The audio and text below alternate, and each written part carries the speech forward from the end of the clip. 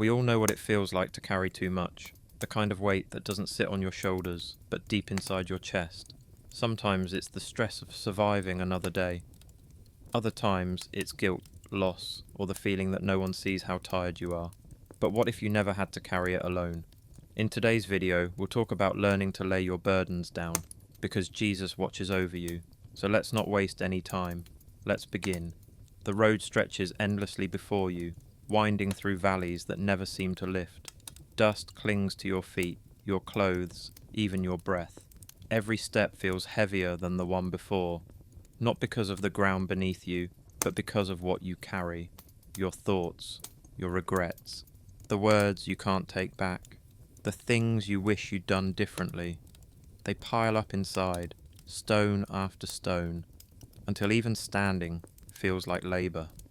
You glance at the horizon, a pale gold line between sky and earth, and for a moment you think you see movement there, but it's not the wind or the trees shifting. It's him. Jesus walks a few paces behind, not saying a word. There's no rush in his stride, no impatience in his eyes, just quiet. You wonder why he doesn't take the weight from you right away, why he doesn't wave his hand and make the ache disappear. He could, you think. You've heard he's done it before. Storm silenced, sickness erased, death itself undone. So why not this? He meets your gaze, as if he heard the thought. His look isn't scolding, it's steady. He knows. That's the thing. He always knows. And still, he waits. You keep walking. The pack on your shoulders digs into your skin, straps biting deep. Every failure whispers. Every memory pricks. You remember nights when you promised to do better, mornings when you didn't, the people who walked away, the prayers that never seemed to echo back. You clench your jaw and keep going because that's what you have always done. Endure. But this time feels different. This time, you're not alone on the road. He draws closer. His steps are soundless, but his presence is like air thick with sunlight, not seen, but felt. When the wind shifts, you catch the scent of earth and olive wood, the faint trace of salt that clings to him like memory from a distant shore. You want to speak, but your throat tightens. Finally, you whisper, "Why do you walk with me?" He doesn't answer right away. The silence stretches until it almost breaks you. Then, softly, he says, "Because you've carried too much for too long." The words fall over you like rain on dry soil. Something inside you stirs. Not release yet, but recognition. The kind that aches. You lower your gaze and keep moving, slower now. The ground beneath your feet is cracked, uneven. Uneven. Each step seems to echo louder than before, as if the world itself listens. Jesus walks beside you still, his eyes fixed on the horizon. You remember stories of others who walked roads like this, the weary, the lost, the ones who didn't know how to pray anymore. Somehow, they all met him along the way. You wonder if this is how it began for them too, not with miracles, but with the simple act of being seen. The path narrows, the air grows cooler, a crow calls in the distance, to say still when the sound feels like a question. "Do you see me?" you ask again, voice shaking. "Yes," he says, "I always have." Your shoulders tremble. For a heartbeat you almost stop walking, but his voice, calm, unwavering, steadies you. It's not loud, yet it fills the empty spaces inside you where loneliness has lived too long.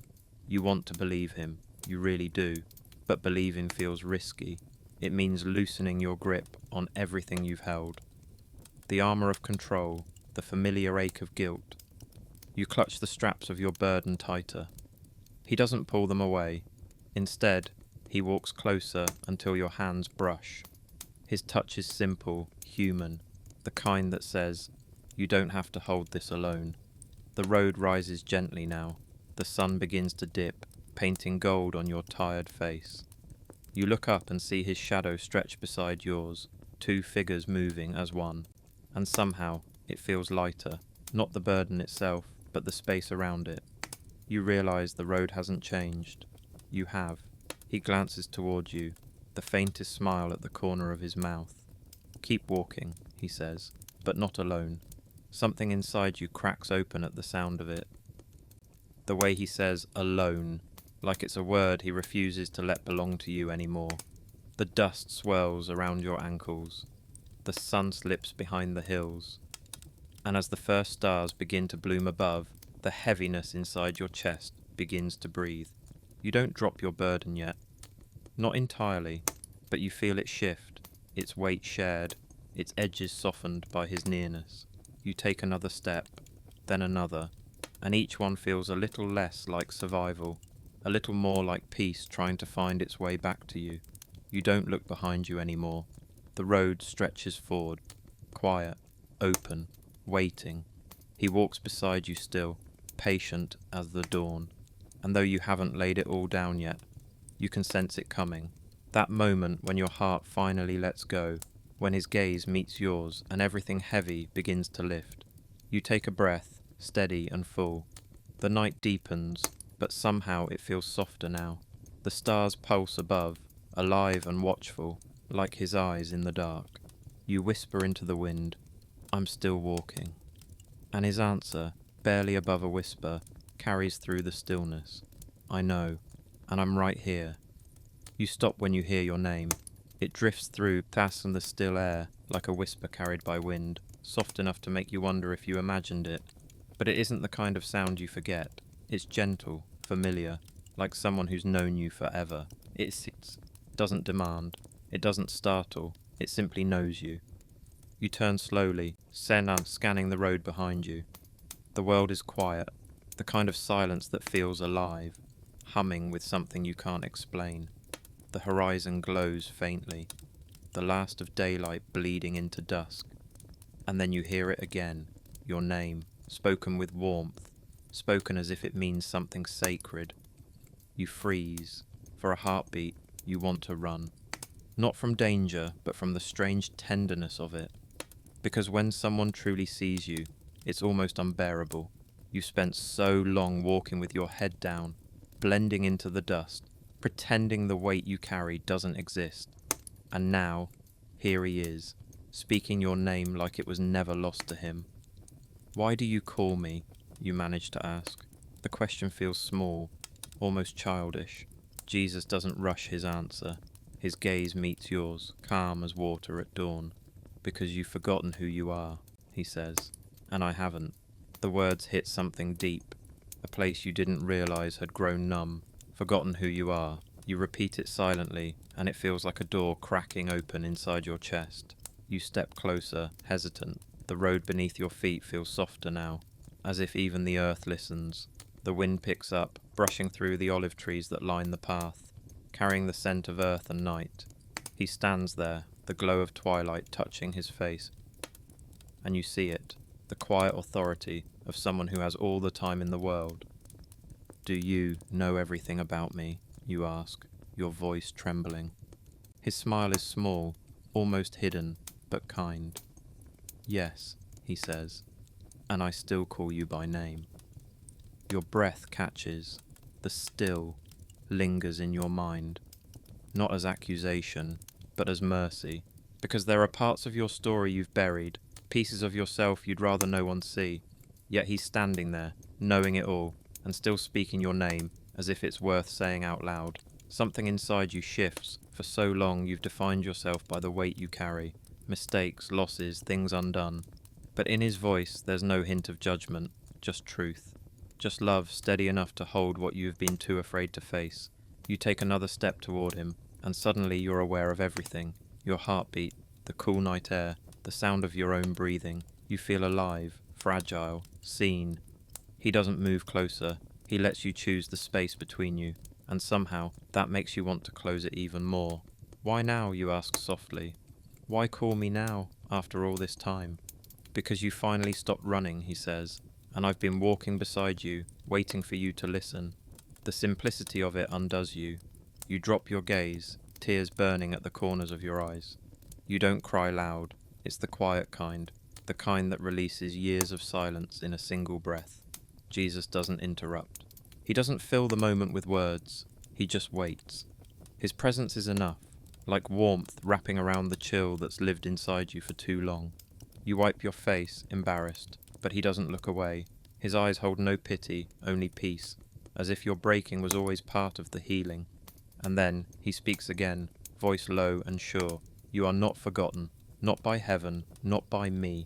Something about the way he says it, steady, certain, makes you believe it, even before your mind can catch up. You nod slowly, your heart pounding with something that feels like recognition. You remember nights when you prayed into emptiness, days when silence felt like rejection. But maybe you think, maybe he was never silent at all. Maybe he was waiting for this, for the noise inside you to fade enough for his whisper to reach through. The thought sends a shiver through you. Do you really see me? You whisper again, quieter this time. He steps closer. I never stopped. The air stills. The world feels suspended. Every sound, every breath caught in holy stillness. His gaze holds yours, and in that moment, you realize this isn't about being found. It's about being known. All your striving, all your proving, all your pretending to be fine, none of it matters here. His eyes see through it, into the small, weary soul underneath, and he calls it worthy. You let out a breath you didn't realize you'd been holding. The name he spoke still lingers in the air, wrapping around you like a promise. For the first time, the weight on your back doesn't feel permanent. It feels temporary, liftable.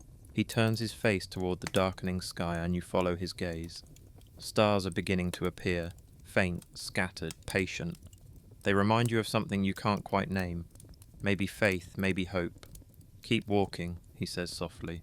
The night won't last forever. You nod, words caught in your throat. You take one step forward, then another. The sound of your name echoes faintly behind you, like a blessing still chasing your shadow.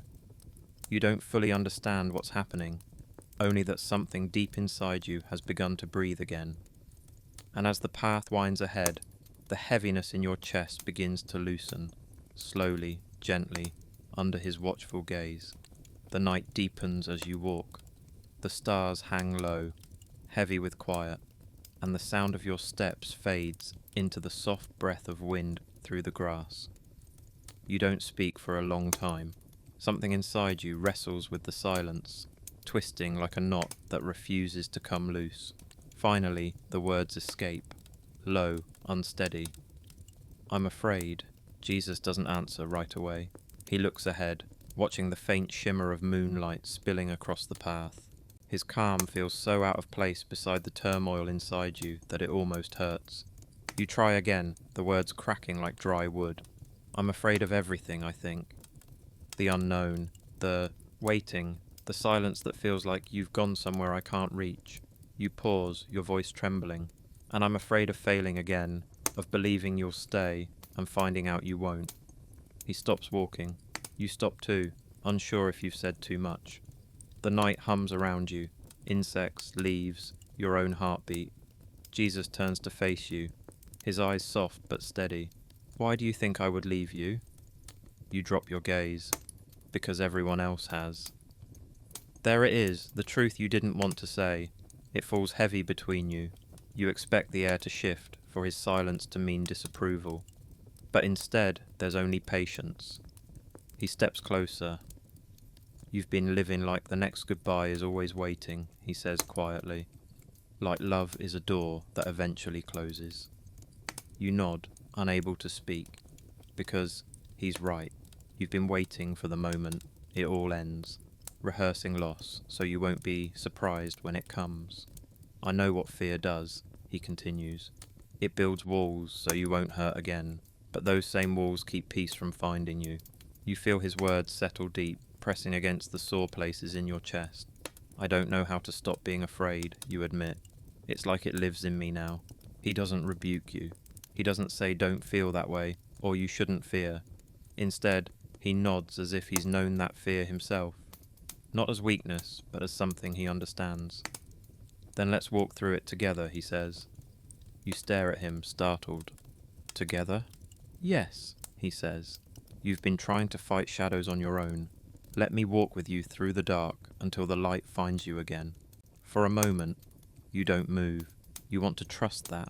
You want to believe it's that simple. But fear has always been louder than comfort, hasn't it? It has a way of speaking over truth. convincing you that safety means control, not surrender. He takes a step toward you. Tell me, he says softly. What else are you afraid of? You swallow hard.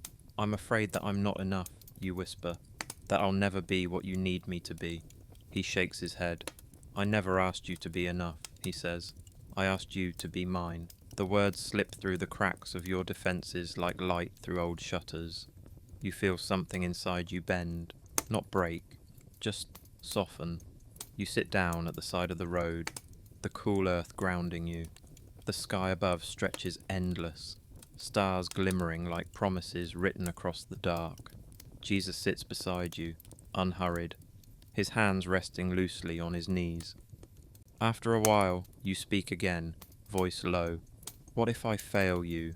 He looks at you, eyes reflecting the faint silver of the moon. Then I'll lift you, he says simply. And if you fall again, I'll lift you again. My love doesn't depend on how well you stand. It depends on the fact that I chose you. You breathe, slow and uneven. The knot in your chest begins to loosen, thread by thread. He continues, voice like calm water. Fear tells you that love can be lost. But perfect love, my love, casts out fear. You don't have to earn safety with me. You already have it. You close your eyes. His words echo in the quiet, not as noise, but as truth settling into soil that's been barren for too long. You can feel it, his peace seeping into the cracks, filling the hollow places that fear once ruled. When you open your eyes again, he's looking up at the sky. Do you see those stars? He asks. You follow his gaze. They seem infinite, small lights scattered across eternity. They don't burn because they're unafraid, he says. They burn because they were made to. So are you. You let the words sink in. They feel like warmth against the cold edges of your mind. Maybe courage isn't the absence of fear. Maybe it's the decision to keep walking, even when fear follows close behind. He stands, brushing the dust from his robe, and extends his hand. Come, he says. There's more ahead. The night won't last forever. You take his hand. His grip is firm, not restraining, just steady. As you rise, you realize your body feels lighter, like something invisible has loosened its hold on you. The wind stirs, carrying with it the faint scent of the sea. You walk again, side by side. The path is still dark, but it doesn't feel as threatening as before. His nearness changes everything. Every step forward feels like a quiet act of rebellion against fear, a reminder that you're no longer walking alone through the unknown. You still don't know what waits ahead. You still don't know how long the road will be. But for the first time, that uncertainty doesn't suffocate you. You glance at him again. His expression is peaceful, as if he already knows the ending, and that ending is good. You exhale, a long, trembling breath. Fear doesn't vanish overnight, but tonight it bows its head in the presence of something stronger. You can feel courage stirring faintly, small, steady, alive. And as the two of you walk on beneath the endless sky, the sound of your heartbeat falls into rhythm with his, slow, sure, unafraid. The seed of courage begins to take root, watered by trust and warmed by love. Faith starts small, like a mustard seed, pressed deep into the soil of your chest. You don't feel it at first. It's not a grand awakening, not a lightning strike or revelation. It's just a quiet stirring, a pulse of something fragile but alive. You walk beside Jesus along a narrow path that winds between fields. The night air smells of rain and new earth, and the sound of your steps mixes with the whisper of leaves. You keep glancing at him, unsure what to say. Shame still lingers in your bones like an echo, but it doesn't burn anymore. It's quieter now, like smoke after a fire. He doesn't rush you. He never does. You notice that he matches your pace. If you slow, he slows. If you stop, he waits. The patience in his presence is almost disarming. You're used to being told to hurry, to fix yourself, to move on. But he just walks, steady and unbothered by silence. After a long stretch, he speaks softly. Do you see the fields? You nod. Rows of freshly turned soil stretch out under the moonlight. Small green shoots break through the earth, trembling in the wind. That's what trust looks like, he says. It begins beneath the surface, where no one can see. It doesn't shout. It doesn't prove. It grows in all quiet. You follow his gaze, watching the tender plants sway. There's something humbling about it. How such fragile things survive storms and darkness before ever reaching light. You look down at your own hands, rough from carrying burdens too long, and wonder if faith could take root there too. I don't know how to trust, you admit quietly. Every time I've tried, something has gone wrong. People leave, promises break, hope disappoints. He looks at you, eyes calm, knowing. Then stop trying to trust like that, he says. Trust me differently. You frown, unsure what he means. He kneels beside the path and scoops up a handful of soil, letting it crumble through his fingers. When you plant a seed, he says, you don't force it to grow. You cover it, wait, and believe that something unseen is happening beneath the surface. You kneel beside him, watching the dirt fall like dust. So, I'm supposed to just wait? He smiles slightly. Waiting isn't doing nothing. It's giving something time to become what it was meant to be. The simplicity of it unsettles you. You've spent your whole life equating trust with control. The tighter you hold, the safer you feel. But he speaks of trust like letting go, like resting instead of grasping. What if it doesn't grow, you whisper. He looks toward the stars. Then we plant again, and again, until it does. Something inside you softens. Just a little, but enough to feel it. You stare at the soil between your hands and imagine it. A tiny seed, fragile and hidden, already beginning its slow work beneath the surface. As the two of you walk again, the wind picks up, carrying the scent of rain. You lift your face to the breeze and feel it brush against your skin. It feels like cleansing, like mercy. Why faith? You ask suddenly. Why not proof? Why not show me everything so I can know for sure? Jesus glances at you, his expression gentle but firm. Because if you could see everything, he says, you'd stop needing me. The words land quietly but deeply. You think of all the times you've demanded signs, all the nights you've asked for certainty and received silence instead. Maybe silence wasn't punishment. Maybe it was an invitation to trust without conditions. You walk until the fields give way to a hill. From its crest, you can see the faint outline of the sea in the distance, shimmering under the moonlight.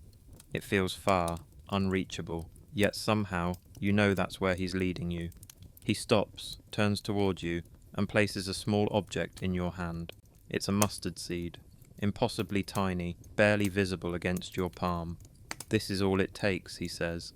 Not much, just willingness. You close your hand around it. It feels weightless, yet it carries more meaning than anything you've held before. You look at him, unsure if he expects you to plant it here, now, but he shakes his head. Not yet, he says. Carry it for a while. Let it learn your heartbeat. Let it know your pain, your hope, your story. Then when the time is right, it will know where to grow. You slip the seed into your pocket. It's strange. It shouldn't feel like much, but it does. Like something sacred, like a beginning. As the two of you make your way down the hill, you feel lighter than before, not because the journey is easier, but because you're no longer walking with clenched fist. Something has opened inside you, not fully, but enough for air and grace to get in. You realize that trust doesn't come from having all the answers. It comes from knowing who walks beside you while you wait for them. The moon glows above, the wind hums through the fields, and somewhere deep inside you, that small mustard seed begins to stir, unseen, unforced, but alive. You don't know how long it will take to grow, maybe days, maybe years, but for the first time, that doesn't scare you.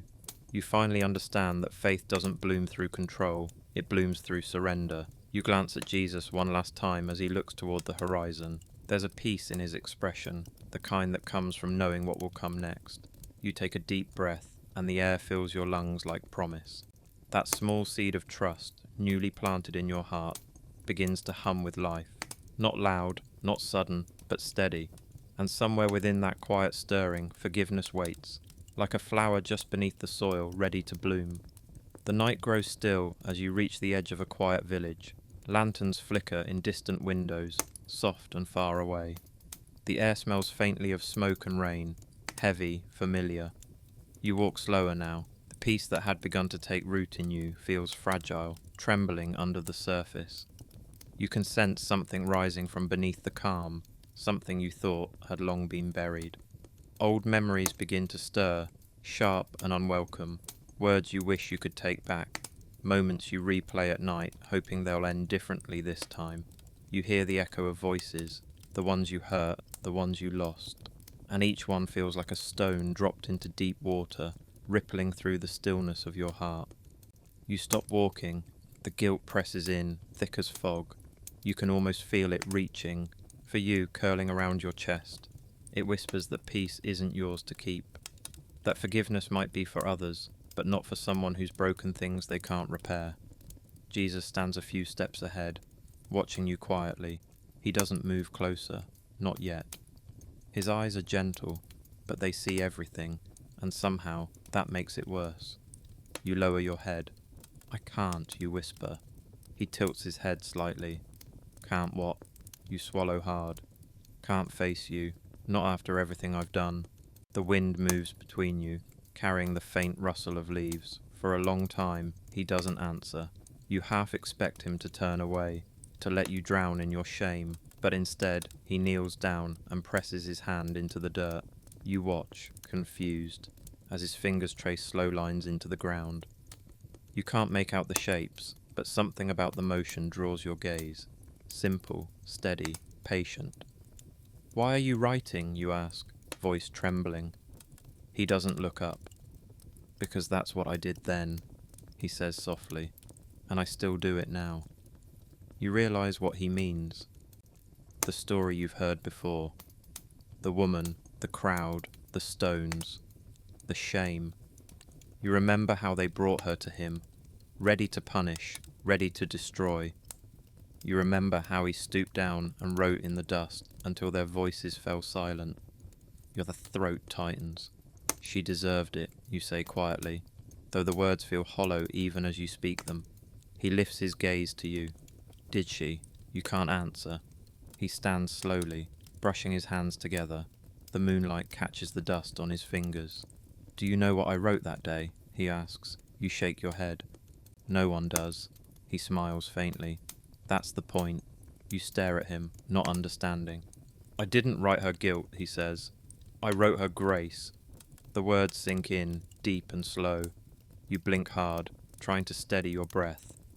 I can't erase what I've done, you say, voice breaking. No, he says, but I can. He steps closer, and every instinct in you wants to back away. Guilt resists grace like night resists morning. But he doesn't stop. He closes the distance between you until he's standing only a breath away. Look at me, he says. You hesitate, then lift your eyes. His gaze holds no anger, no disappointment, only compassion so fierce it's almost unbearable. You whisper, why do you still want me? He answers without hesitation, because you're mine. Something inside you cracks, a soundless breaking, like ice melting under sunlight. You can feel the tears before they fall, hot against your cold skin. He reaches out and places his hand on your shoulder, light as air. Neither do I condemn you, he says. The words echo through you like a heartbeat. They're not just spoken, they become something inside you, reshaping the space where guilt used to live. You want to argue, you want to say, you don't deserve it, that you haven't earned it. But he cuts through the noise with a look that silences every self-accusing thought. You keep carrying what I already carried, he says. Let it go. You drop to your knees, your body trembling under the weight of everything you've tried to hide. The ground is cold beneath your hands. You want to confess everything, every lie, every wound, every moment you fell short. But you don't know where to start. He kneels beside you again, hand still resting gently on your shoulder. You don't have to list them, he says. I know them all, and still, I choose you. You breathe out a sob you didn't realize you were holding. It's the kind of sound that feels like surrender, like years of tightness finally giving way. The wind shifts, carrying away the dust where he wrote. You stare at the empty ground, realizing what he's done, how he's erased even the record of your wrongs, the same way he did before. The guilt that once screamed now whispers. The voice that accused now fades. You rise slowly, your legs weak but your heart steady. You look at him, and for the first time, you don't see judgment in his face. You see freedom waiting just beyond reach. He looks toward the horizon, where the faintest edge of dawn is beginning to form. "Walk with me," he says. "There's no condemnation on this road, only grace." You take a hesitant step forward. The pack on your shoulders, once filled with every mistake, every failure, every heavy memory, feels lighter now.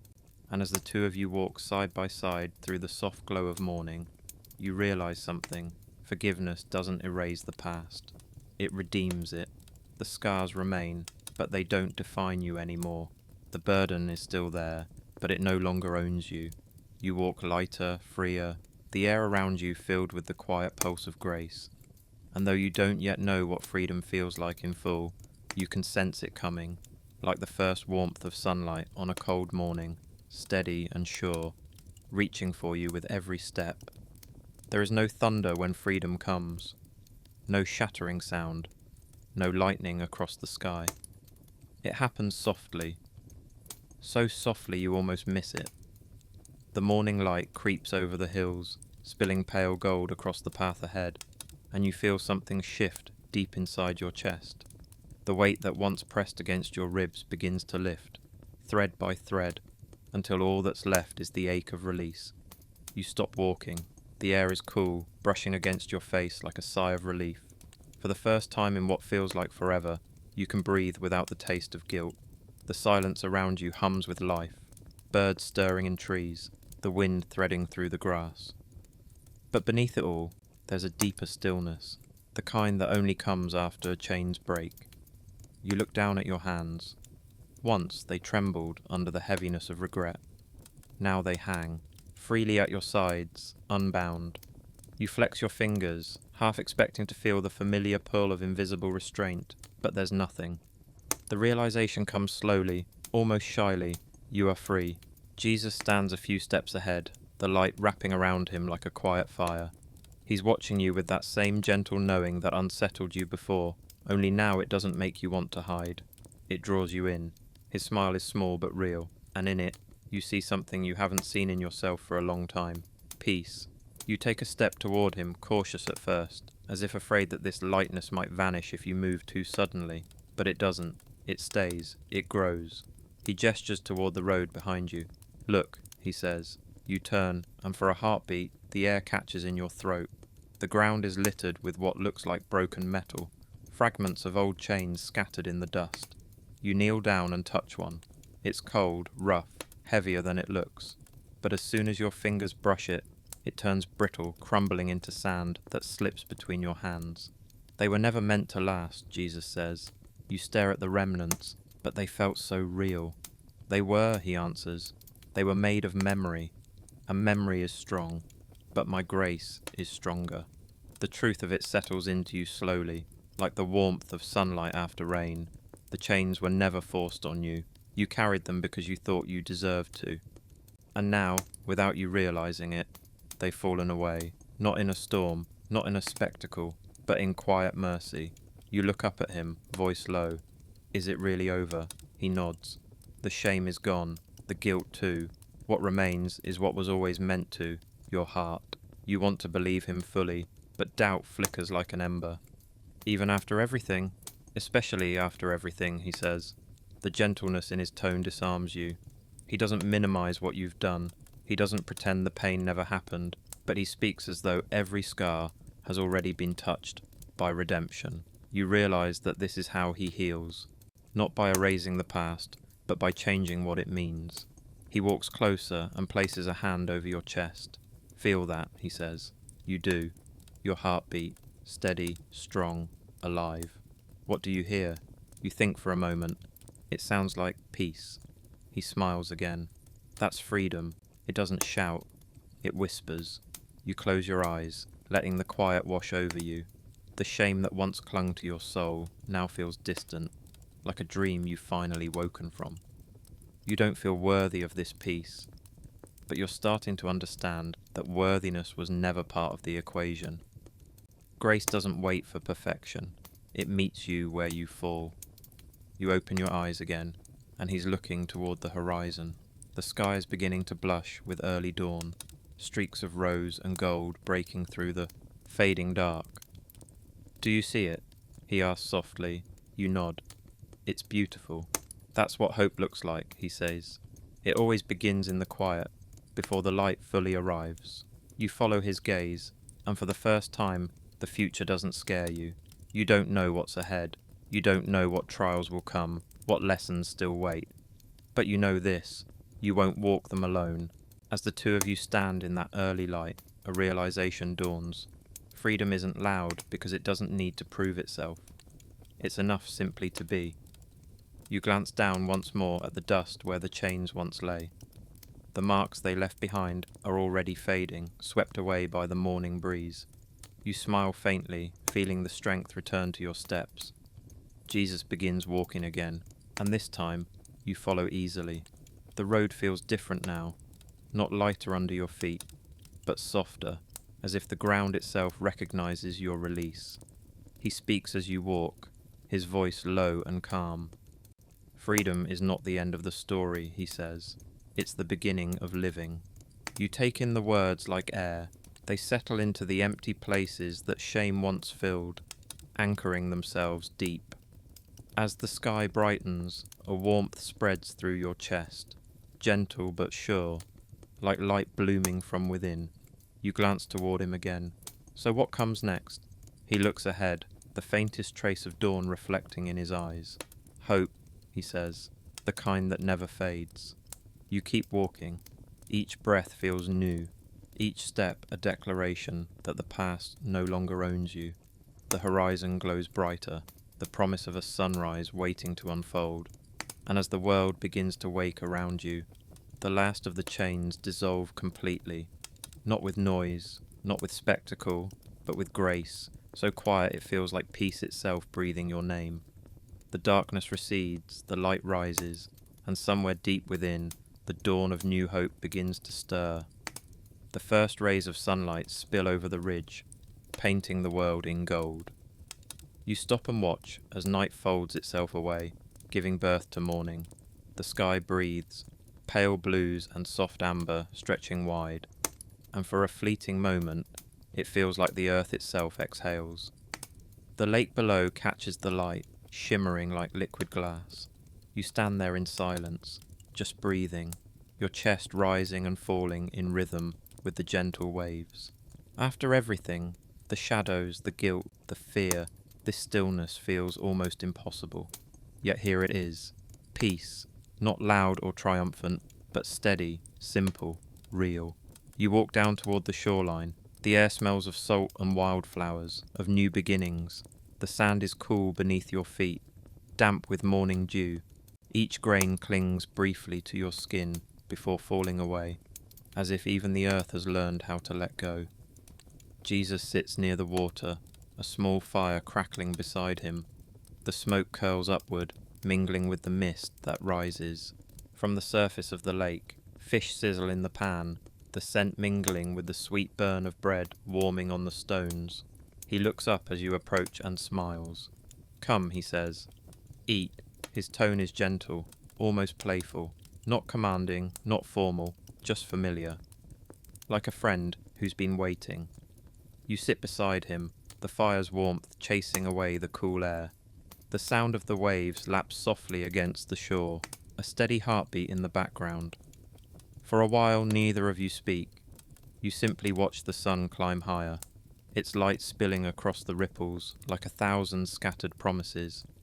He breaks a piece of bread and hands it to you. His fingers brush yours, and something in that small gesture unravels what remains of your restlessness. You realize you haven't eaten since before the long night. Not truly. You've defilled yourself with worry, with striving, with questions, but not with what sustains. You take a bite. The bread is simple, warm, soft, real. It tastes like life, like grace turned tangible. Jesus watches you quietly. There's something in his expression. Not pride, not pity, but joy. Joy that you're finally here. Joy that you're finally resting. How long has it been since you stopped running? He asks. You think about it. The answer stretches too far back to count. Maybe years, maybe your whole life. I don't know, you admit. He nods, as if he expected that. Most don't, he says.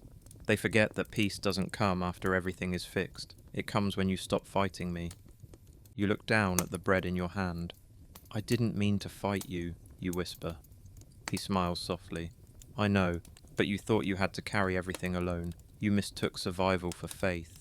The words pierce you, not harshly, but with precision, like a surgeon's hand finding what needs healing. You think of the nights you clenched your fists in prayer, the days you walked in silence because you thought you weren't worthy of his attention. You thought trust meant trying harder, but maybe it's the opposite. Maybe it's learning how to rest in what's already done. He passes you another piece of bread, then begins to eat himself. The crackle of the fire fills the silence between you. Why Galilee, you ask after a while. Why bring me here? He glances toward the water, the corner of his mouth lifting. Because this is where peace began for many. Where I called them from their boats, where I calmed storms, where I showed them that faith wasn't just believing, it was following. You watch the gentle sway of the waves, remembering the stories. Fishermen dropping their nets. A storm silenced by 3 words. A broken man restored on this very shore. It hits you suddenly that those stories aren't just history. They're patterns, reminders that he still meets people in the same places. In work, in storms, in mornings that come after long nights. Do you ever get tired? You ask quietly. He turns to you, eyes reflecting the shimmer of the lake. Of what? Of us, you say. Of me. He laughs softly, shaking his head. Never. You get tired. You lose faith. You wander. But I don't tire of calling you back. You look out at the horizon, where the sunlight dances on the water's edge. There's something endlessly reassuring in the rhythm of it, the rising and falling, the returning and releasing. He adds another piece of wood to the fire, the sparks spiraling upward before fading into the lightning scowl. You see, he says, peace isn't the absence of trouble, it's my presence in it. That's why you can rest, even here. You nod slowly. The truth of it seeps deep into you, quiet and steady. It's not that the storms will never return. It's that when they do, he'll still be sitting by the fire, waiting, breaking bread, offering peace that doesn't depend on calm waters. You take another bite, and it feels different this time, fuller, sacred. You're not just feeding your body, you're feeding your soul. He finishes his meal and leans back, eyes half closed, as if listening to something far away, the kind of peace that hums beneath creation itself. You sit beside him in silence, letting your heart fall into rhythm with his stillness. The world feels wide again, not empty, just open. The sun glints brighter on the waves, and somewhere in the distance, a flock of birds rises into the air, their wings catching light. You close your eyes for a moment, and all you feel is warmth, the fire, the sunlight, his nearness, and in that stillness, you understand something simple but profound. This peace was never earned. It was always offered. Jesus glances at you again, eyes full of quiet purpose. You're ready, he says. Ready for what, you ask? He smiles, that knowing, almost mischievous smile that feels like both comfort and calling. To listen. The sound of the waves fills the pause that follows, the rhythm steady as a heartbeat. The morning has fully arrived now, bright, alive, overflowing with life. You look at him again, the teacher beside the fire, and you know what's coming. The meal was never just about food. It was preparation, strength for the soul before truth takes root. The fire crackles, the water shimmers, and his eyes, steady and kind, meet yours, do more. And as you breathe in the scent of the sea and smoke, you know deep within, this morning, peace was only the beginning. The real nourishment, the kind that feeds the spirit, is about to begin. The morning air hangs soft and still, touched with the warmth of rising sun. The fire has burned low now, nothing left but faint embers, glowing beneath pale ash. Jesus sits a few feet away, eyes fixed on the horizon, where the light touches the edge of the lake. He hasn't spoken yet, but somehow, his silence feels full, like a question waiting to be answered. You shift slightly, the sand cool beneath your palms, the sound of waves whispering against the shore. You can feel something building in the quiet, a moment about to bloom. And then softly, he begins to speak. His voice is calm, steady, shaped by peace. Do you see how the water touches the shore and then pulls away? He asks. You watch as the waves roll forward, kiss the sand, then retreat, leaving faint ripples behind. Yes, that's how my words work, he says. They come and go in rhythm. They return again and again until the heart finally learns to keep what it's given. You listen closely. The sound of his voice feels different this time, not something external, but something that sinks deep, threading through the spaces between thought and breath. Every word seems to linger, to settle inside you, as though it was always meant to find its home there. He picks up a handful of soil and lets it fall slowly through his fingers. The grains scatter in the breeze, some landing on rock, some caught in the grass. The heart, he says, is like the ground beneath us. It changes. It can harden, crack, soften, or bloom. What I plant depends on what you let me touch. You stare at the ground, the way the sunlight glints off each falling speck of dust.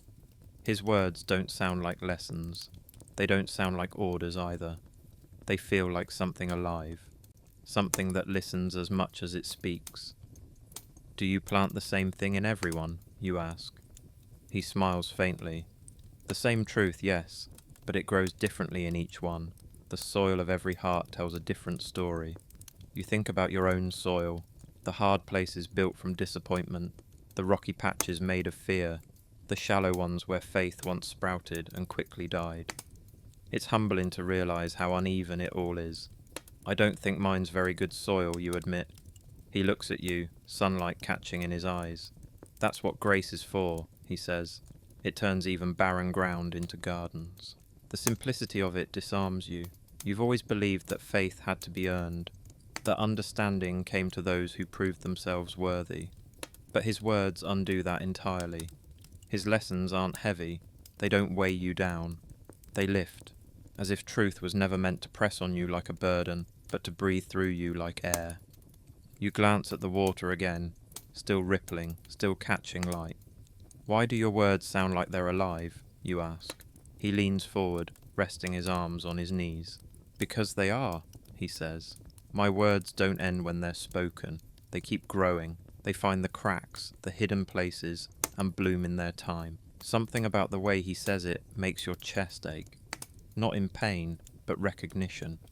You've heard 1,000 voices before, but none that felt like this.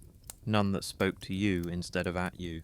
He continues, you've been living as if you must understand everything to believe, but the soil never understands the seed. It simply receives it. You fall silent, staring at your hands. The realization settles in slowly. You don't need to have all the answers. You don't need to control what happens next. You only need to stay open, soft enough for the seed to take root. He picks up a stick and draws in the sand, a small curve, then another, shaping what looks like the outline of a vine. When my words live in you, he says, they'll grow quietly. You won't notice at first, but one day you'll find fruit where there was once only dryness. You nod, still watching the vine take form beneath his hand. The image is simple but beautiful, a living thing born from dust. I've failed before, you say softly. I've tried to believe, and it faded. I've tried to hold on, and I let go. He pauses, looks at you, and yet you're here. You exhale, a shaky laugh escaping your throat. Barely, barely, he repeats, smiling. But even a small seed can grow into something strong enough to weather storms. He leans back, eyes on the ski. Oh, the morning has fully bloomed now. the lake shining bright and full of movement. The storms will come, he says quietly. They always do. But don't mistake shaking for uprooting. What grows deep will stand. You let the words sink in. You can almost feel them take hold. A small invisible root finding its place within you. Not a grand revelation, not a sudden transformation, just a quiet, certain settling of truth. The wind picks up again, sweeping across the water and through your hair. You close your eyes and let it move over you. In that moment, you understand what it means to be soil, to hold still while something greater begins to grow. When you open your eyes again, Jesus is standing, looking toward the horizon. The sun reflects off the waves, turning the whole lake into a mirror of gold. Come, he says, there's more to learn, but first, you'll need to see what the wind can do. You stand and follow, your heart calm and open. His words still echo in your chest, soft but alive, like roots weaving quietly through the dark. And as you walk, you can feel it, the stirring of faith beneath the surface, unseen but real, waiting to prove itself in the coming storm. The wind shifts before you see it, that sharp, restless kind of change that makes the air heavy with warning. The surface of the lake darkens, rippling under the first breath of the storm. You glance at Jesus. He's quiet, his eyes steady on the horizon, calm as if nothing has changed. But something inside you tightens. The peace that settles so easily this morning begins to tremble, and you can't help but feel it, that creeping unease crawling up your spine. The sky darkens fast. The light that had shimmered on the water turns to shadow. You've seen storms before, but this one feels different. The wind doesn't just blow, it roars.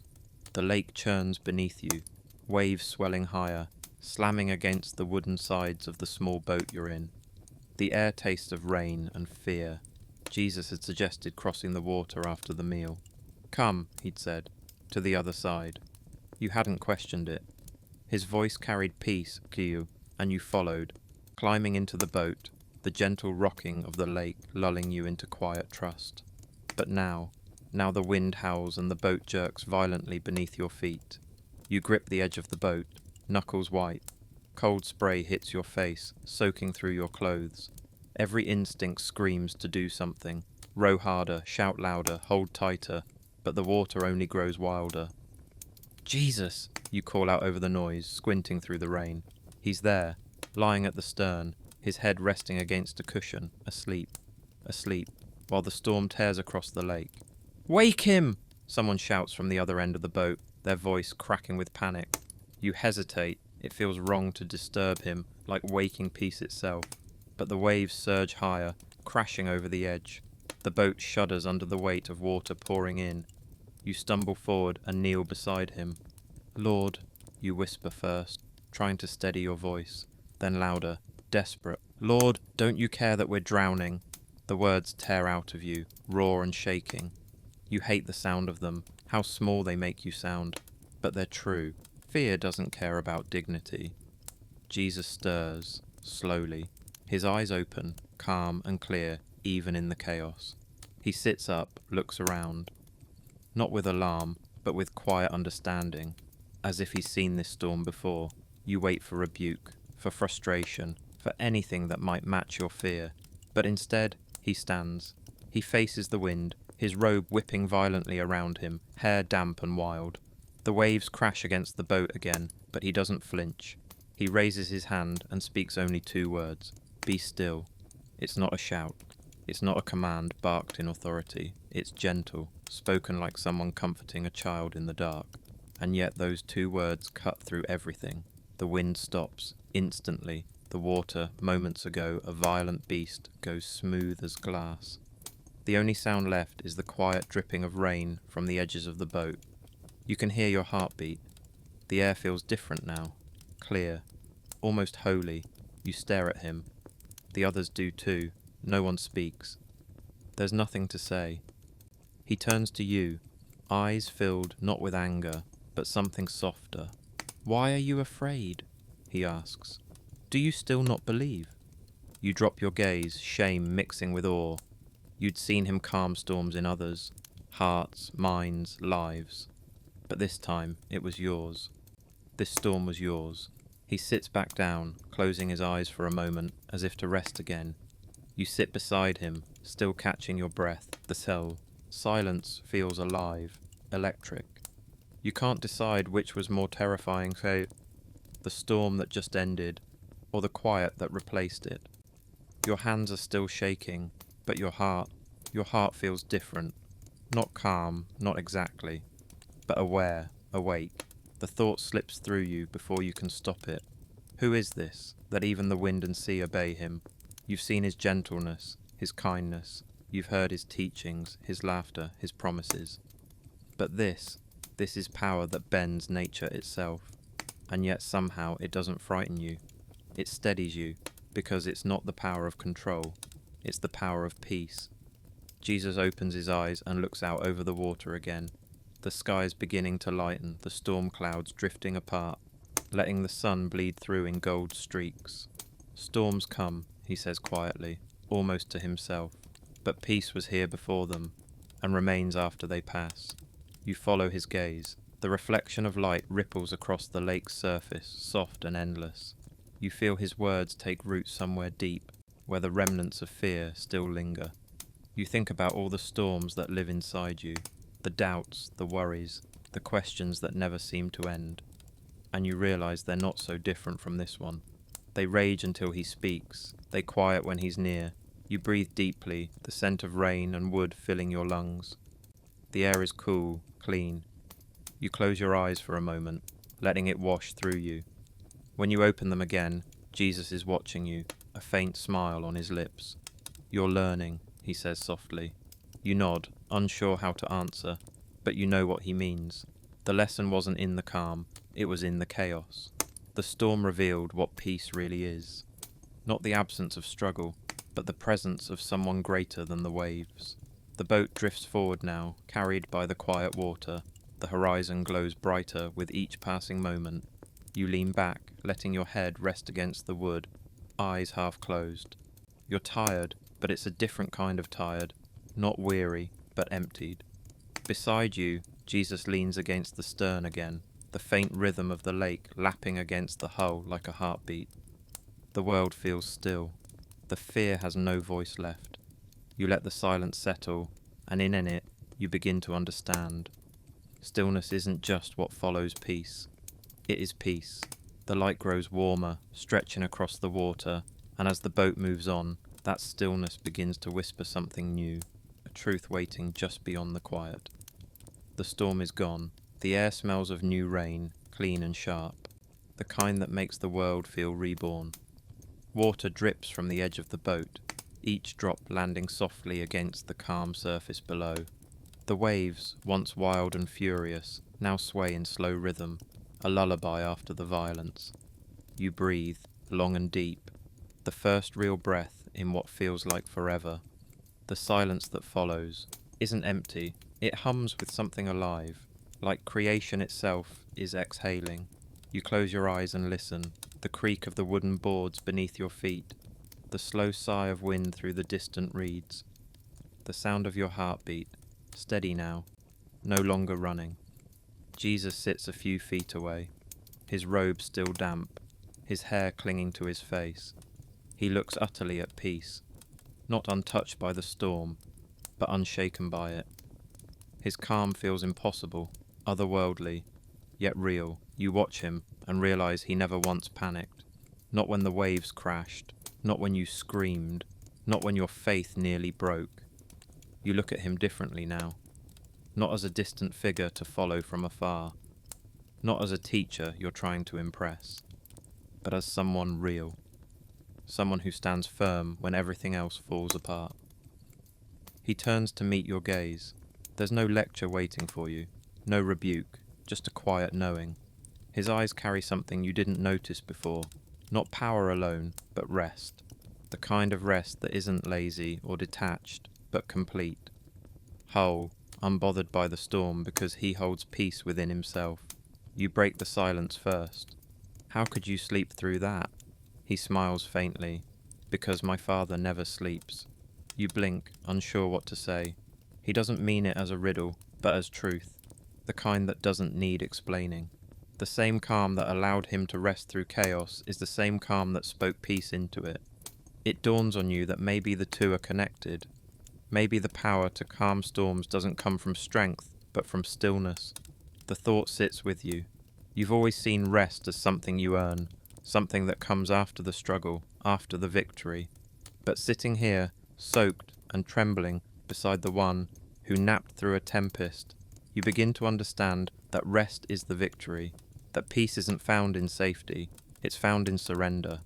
The sky brightens, streaks of gold cutting through the last of the storm clouds. The light dances across the water, painting the surface with warmth. You stretch your fingers into it, feeling it trace across your skin. Jesus watches you quietly. The storm's gone, he says. You nod, still watching the ripples. But I can still feel it. He leans forward, resting his elbows on his knees.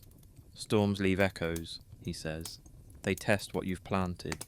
You think of his words earlier, about seeds, about the heart being soil. The storm had tried to rip those seeds away, to drown them in fear, but somehow they're still there, small, hidden, alive. I didn't think I'd make it, you admit. He glances toward the horizon. You didn't, he says softly. We did.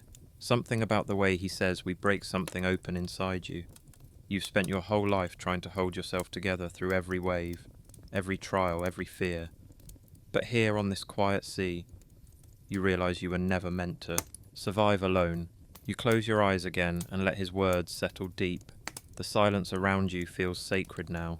It's no longer the silence of absence, but of presence, the kind that fills rather than empties. The boat drifts slowly, carried by a current you can't see. The water laps against the sides in gentle rhythm, each wave whispering something you can almost understand. Peace, peace, peace. Jesus leans back, head tilted toward the sky. The wind remembers my voice, he says, more to himself than to you. You smile faintly. I think I do too. He turns, eyes bright with quiet joy. That's good, he says, because you'll need it again. The idea unsettles you, the thought that storms will return, that peace will be tested. But instead of fear, something else stirs in you. Trust. Maybe the point isn't to avoid the storms. Maybe it's to remember who speaks in them. You sit together in the calm, neither speaking for a long time. The world around you glows. Every droplet of water, every beam of light, shimmering with quiet life. You trace the movement of the waves with your eyes and feel a strange pull towards stillness. Not because it's easy, but because it's holy. You whisper it under your breath, almost afraid to say it aloud. Rest is holy. Jesus smiles. Yes, he says softly, because it means you believe I'm enough. The truth sinks deep, like sunlight into water. You think of how often you've equated faith with action, doing more, trying harder, proving your worth. But here, now, in this still moment after chaos, faith feels different. It feels like letting go, like trusting the one who sleeps through storms because he knows they can't win. The sky has cleared completely now. The clouds have broken apart, leaving behind endless blue. The sun rests high, warm on your skin.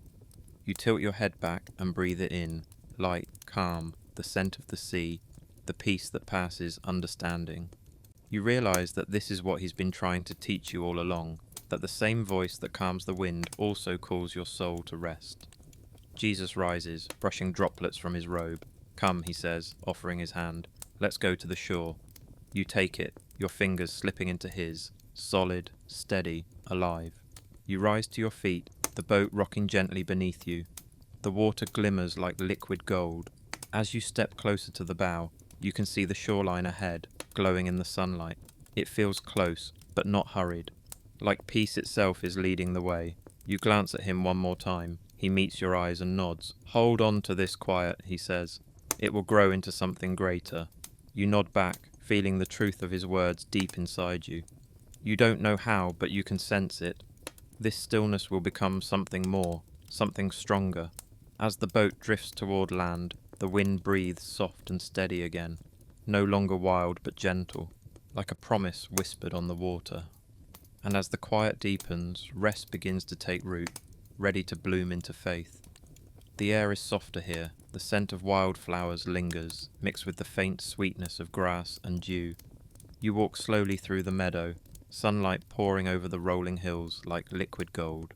Each step presses into the earth, and the earth gives quietly beneath your feet, yielding, never resisting. The wind hums through the tall grass, bending it in waves that move like breath. Everything around you feels alive, awake, and at rest all at once. Jesus walks a few paces ahead, his robe brushing against the wildflowers, fingertips grazing their petals, as if each one holds a secret worth remembering. He doesn't rush you. He never does. He moves at the pace of peace, unhurried, deliberate, fully present. You watch him for a while before speaking. It feels strange, you say, your voice almost lost to the whispering grass. To not be striving, to just be. He glances back at you, smiling faintly. That's because you've been taught that rest means stopping, but it doesn't. You raise an eyebrow. Then what does it mean? He gestures toward the field. Listen. You pause.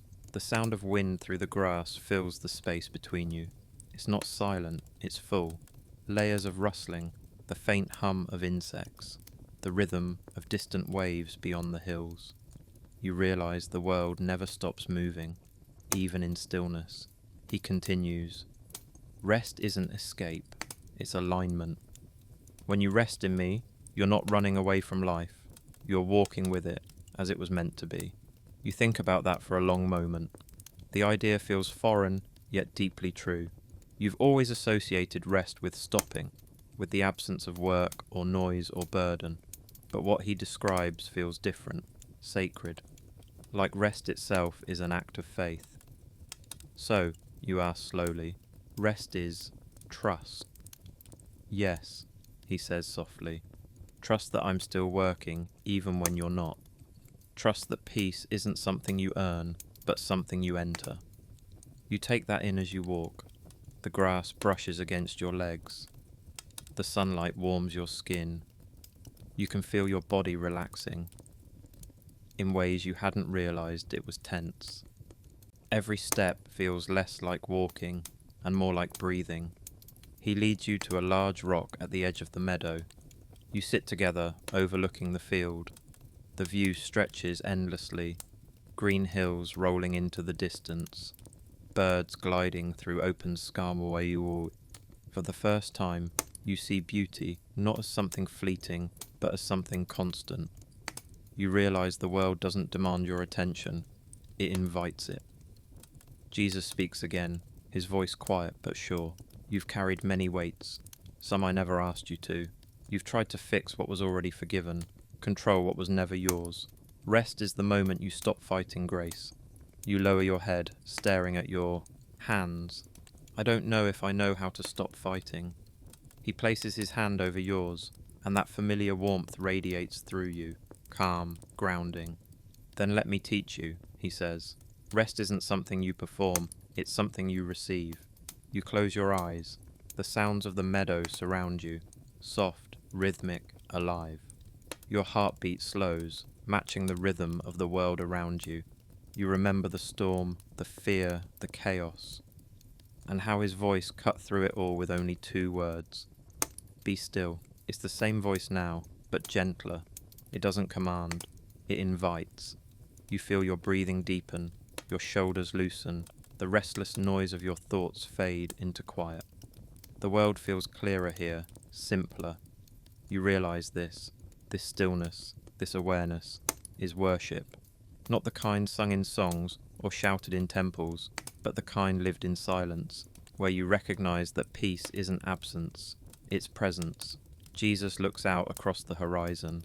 Do you remember the first Sabbath, he asks. You nod slowly. After creation, he smiles.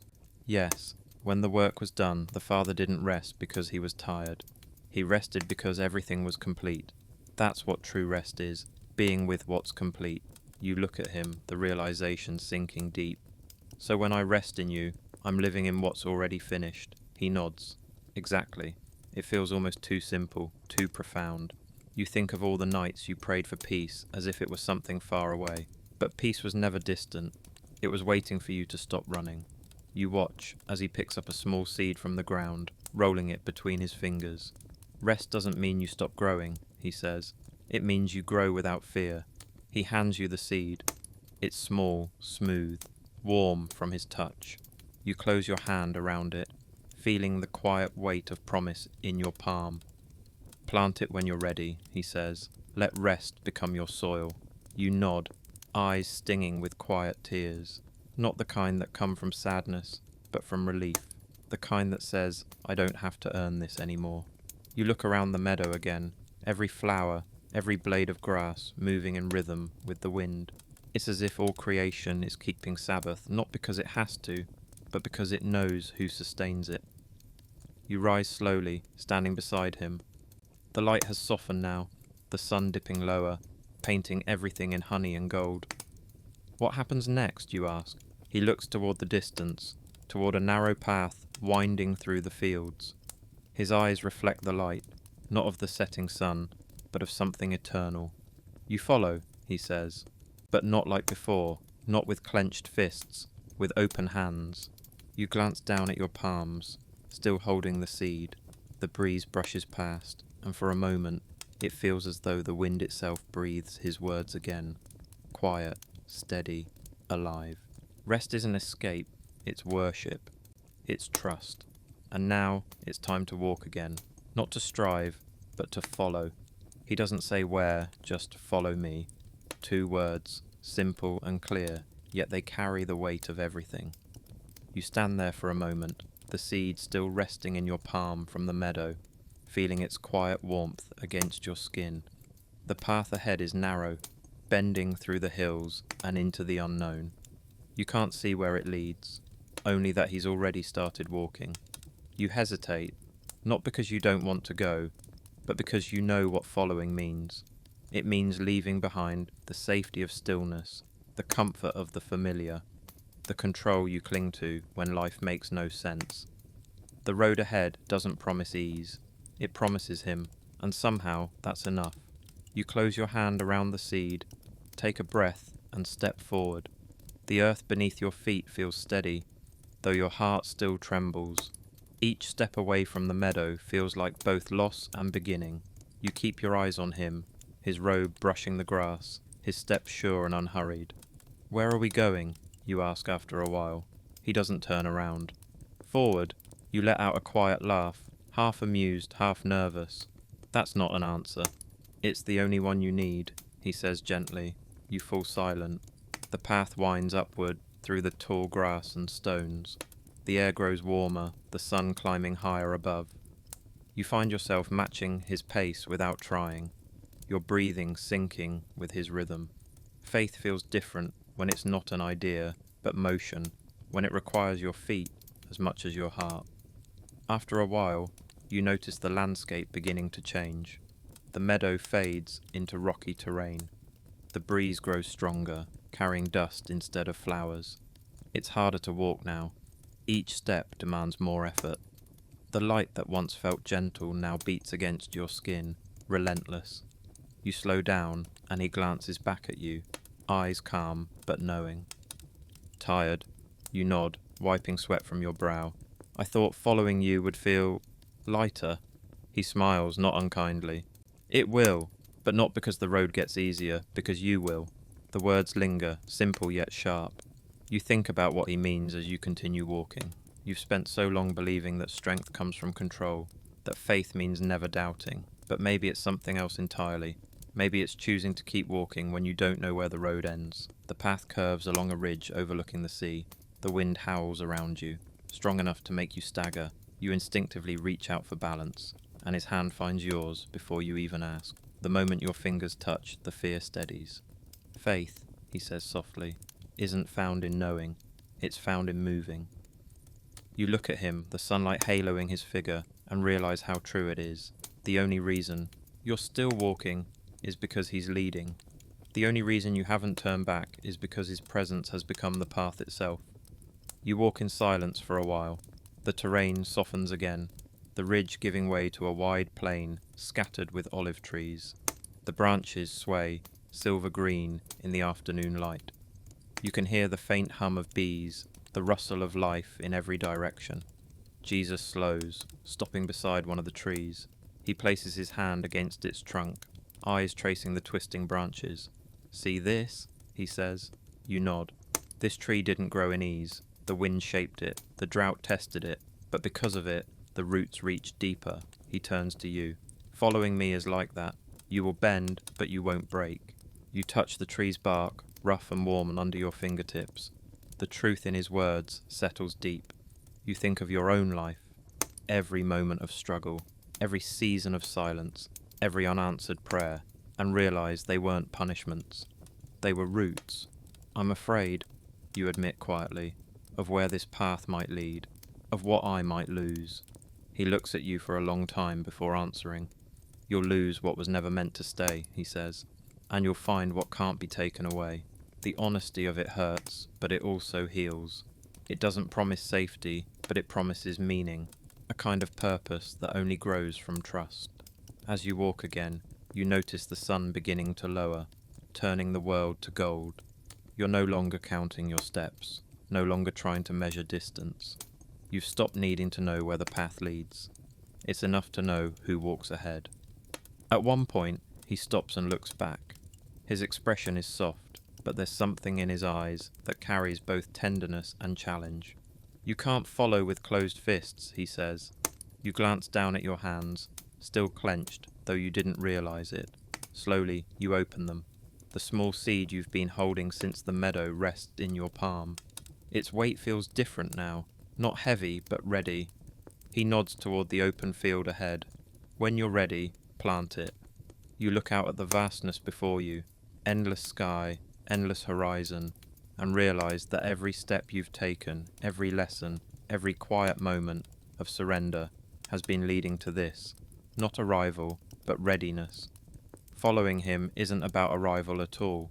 It's about becoming someone who can walk anywhere with open hands. You take another step. The soil beneath your feet feels warm, alive. You kneel down and press the seed into the earth, covering it gently. The gesture feels small, but holy. A promise written in dust. When you stand again, he's watching you, smiling. "Good," he says quietly. "Now let's keep walking." You fall in step beside him once more. The wind carries the scent of olive leaves, the whisper of new beginnings. You feel lighter, now not because the road has changed, but because you have. Faith has become motion, and motion, somehow, has become peace. The horizon glows ahead, wide, golden, full of promise. And somewhere in your chest, beneath the quiet rhythm of your steps, purpose begins to stir like morning light breaking over the hills.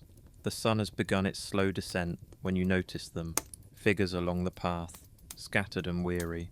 Some sit beside the road, dust on their faces and hunger in their eyes. Others wander aimlessly, as though they've forgotten where they were going or why they started. You hadn't seen them before, your eyes were too focused on the path, on keeping up with him. But now, they're all you can see. Jesus stops ahead, watching them quietly. He doesn't call out, doesn't preach or command. He simply walks toward the nearest one, an old man leaning against a tree, his hands trembling from exhaustion. Jesus kneels beside him, places a hand on his shoulder, and says something too soft for you to hear. Whatever it is, it breaks the stillness like water striking dry ground. The man begins to weep. You stand there frozen, unsure what to do. It feels wrong to just watch, but you don't know how to move. Then Jesus looks back and meets your eyes. The look isn't an order, it's an invitation.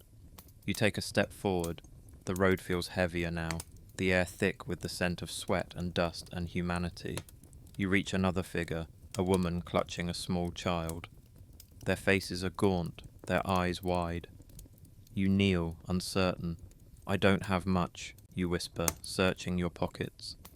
"The last of your bread, the one he gave you earlier that morning, rests inside. You hesitate. It's all you have left. But then you remember his words, "Follow me." So you break the bread and offer it to her. She takes it slowly, eyes glistening. Her child reaches out, crumbs falling through small fingers. You feel something stir in your chest. Not pride, not accomplishment, but something purer. It feels like warmth. It feels like him. Jesus moves from person to person, helping without hesitation. He binds wounds, shares food, listens to stories that others would have ignored. There's no distance in his kindness, no hierarchy. He doesn't serve because he has to. He serves because love compels him to. You watch him kneel again and realize how backward it all seems. You grew up believing that greatness meant being above others, being strong, being admired. But here he is, the one the winds obey, the one who speaks peace into chaos, on his knees, washing the dirt from a stranger's feet. You want to ask him why, but the answer is already unfolding before you. This is who he is. This is love, not the kind that speaks loudly or shines for attention, but the kind that stoops low without fear of the dust. As you keep helping, something changes inside you. Each act of service, however small, peels away another layer of yourself, the pride, the hesitation, the need to be seen. You begin to understand what he meant when he said his yoke was easy, his burden light. The more you give, the freer you feel. A man approaches, limping badly, his foot bleeding through a torn sandal. Without thinking, you tear a strip from your own garment and kneel to bind it. He looks at you, bewildered. Why, he asks. You don't know what to say, so you echo what you've seen in him. Because you're here, you say simply. The man nods, tears welling in his eyes. He doesn't say another word, but he doesn't need to. Something unspoken passes between you, something sacred. You glance up to see Jesus watching, a faint smile curving his lips. Now you understand, he says quietly. Understand what, you ask? That love doesn't ask, who deserves this? He replies, it simply gives. His words settle deep, rooting themselves in the soil of your heart. You realize now that love isn't something you feel and then express. It's something you live, breath by breath, choice by choice. The sun dips lower, setting the horizon ablaze. The crowd begins to thin as people eat, rest, or begin their own journeys again. You sit beside Jesus, exhausted but strangely full. He looks out at the fading light. Do you see? He says softly. This is the kingdom. You follow his gaze, confused. All you see are people, ordinary, flawed, tired, sharing food, laughter, and hope. And then it hits you. This is what the kingdom looks like. Not walls or thrones or crowns, but compassion in motion. You glance down at your hands, still stained with dirt, and realize they've never felt cleaner. He picks up a small jug of water and pours it into a wooden cup, then hands it to you. Drink, he says. You take a sip. The water is cool, fresh, pure. It tastes like renewal. You served well, he says quietly. But remember, service without love becomes duty, and duty without love becomes empty. You nod, understanding more than you can say. I think I finally see what following means, you whisper. He smiles, eyes reflecting the fire of the sunset. Then keep seeing, he says. Love doesn't stop with hands. It must reach the heart, even when it hurts. The words catch you off guard. When it hurts, you repeat. Yes, he says, rising slowly. Because love that costs nothing never changes anything. You watch him step onto the road again, the light of the setting sun stretching, his shadow long across the earth. You follow, your body aching, your spirit strangely alive.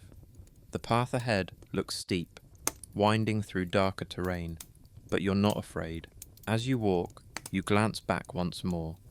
The people you served are gathered together now, sharing what little they have, smiling through exhaustion. For the first time, you understand. Love multiplies when it's given away. The night air cools, carrying the scent of smoke and the hum of distant voices. The road narrows again, leading into shadow. You can sense it, something deeper ahead, something heavier. You grip the strap of your cloak, steadying your breath. Love, he said, must reach the heart, even when it hurts. You look at him, walking ahead in quiet strength, and realize what's waiting. Love will not only heal you, it will break you first, only to make you whole again. You walk in silence for a long time.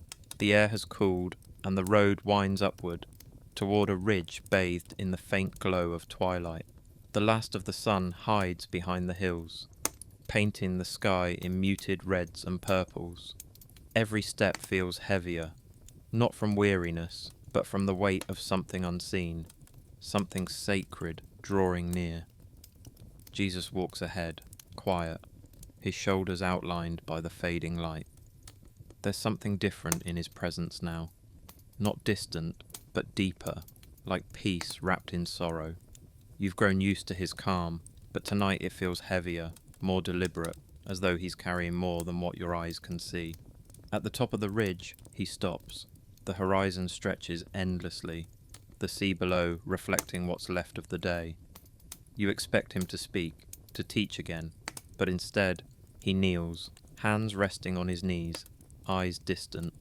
The quiet around you is thick. You hesitate before stepping closer, unsure if this is a moment meant for you. Then he turns and gestures for you to come. His face is soft, though his eyes hold a depth you can't quite name. You sit beside him, unsure what to say. He holds out his hands. Look, he says. You do, and for a heartbeat, you forget how to breathe. The light catches the marks, faint but unmistakable, running across his palms and wrists. You've heard stories of what happened, the pain he endured, the cruelty of it, but nothing could prepare you for seeing them yourself. They're not gruesome or raw as you imagined. They shine, faintly glowing in the fading light, not as wounds, but as something holy. Your instinct is to look away. Pain has always made you uncomfortable, your own and others. It feels easier to turn aside, to pretend scars don't exist. But he doesn't let you. He holds your gaze steady, wordless, until you feel something stir deep within you, a recognition, ancient and human. Why do you still have them? You ask, your voice barely a whisper. He looks at his hands, then at you. Because love remembers, he says softly. These aren't reminders of pain. They're reminders of what pain can become. You stare at the glowing scars. They're beautiful, in a way that shouldn't make sense. Beauty born from agony, light born from death. You could have erased them, you murmur. You could have come back perfect, untouched. He shakes his head. Perfection isn't the absence of scars. It's when wounds no longer define you, but refine you. The words land like rain on parched ground. You think of your own wounds, the ones you hide, the ones you pretend don't ache anymore. They flash across your mind. The betrayals, the failures, the losses that left invisible marks. For so long, you've believed healing meant forgetting, that wholeness meant erasing the evidence of pain. But looking at his hands now, you understand. Healing doesn't erase, it redeems. He reaches out and takes your hand gently, turning it palm up. His touch is warm, grounding. His thumb brushes over the lines in your skin, as if tracing a story written there long before you knew his name. Every scar tells a truth, he says. Yours too. Tears sting your eyes before you can stop them. But mine aren't like yours, you whisper. He shakes his head again, gently. They don't have to be. Pain is pain. It only changes shape. What matters is what you let it become. You can't answer. The ache that rises inside you isn't just sorrow, it's release.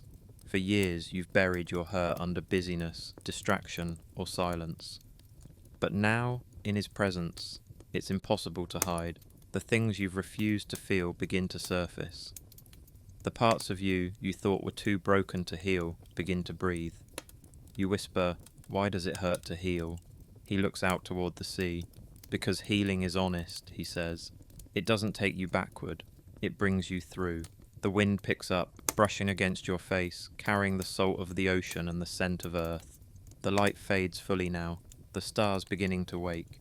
He still hasn't let go of your hand. You glance at his scars again, and for the first time, you don't see pain. You see power, power quiet enough to endure. You don't have to hide yours, he says gently. Let them show. Someone else needs to know that pain can become light. The words strike something deep inside you. You think of the people along the road, the ones hungry, lost, forgotten. You remember their eyes, how they looked at him when he touched them, and how they looked at you when you followed his example. You understand now, it wasn't just food or kindness you gave. It was a glimpse of redemption, the kind that comes only from someone who's been wounded and lived. You look back at him, your throat tight. So even my brokenness can be used. He smiles, eyes glinting like the first star above. Especially your brokenness, he says, because when you've known pain, you learn how to touch others gently. The truth of it seeps through you like light through cracks. You think of every moment that's cut you open, every scar you've carried in silence. None of it was wasted. Every wound, every ache, every piece of your story has the potential to become a doorway. Not for sorrow, but for compassion. You exhale, a sound between a sigh and a prayer. Then maybe my scars aren't shameful. They never were, he says. The wind grows, stronger, rustling through the grass around you.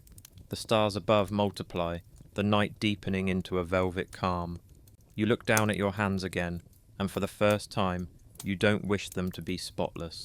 You simply open them, open to him, to life, to the quiet grace of being unfinished and still loved. Jesus rises, extending his scarred hand toward you. You take it without hesitation.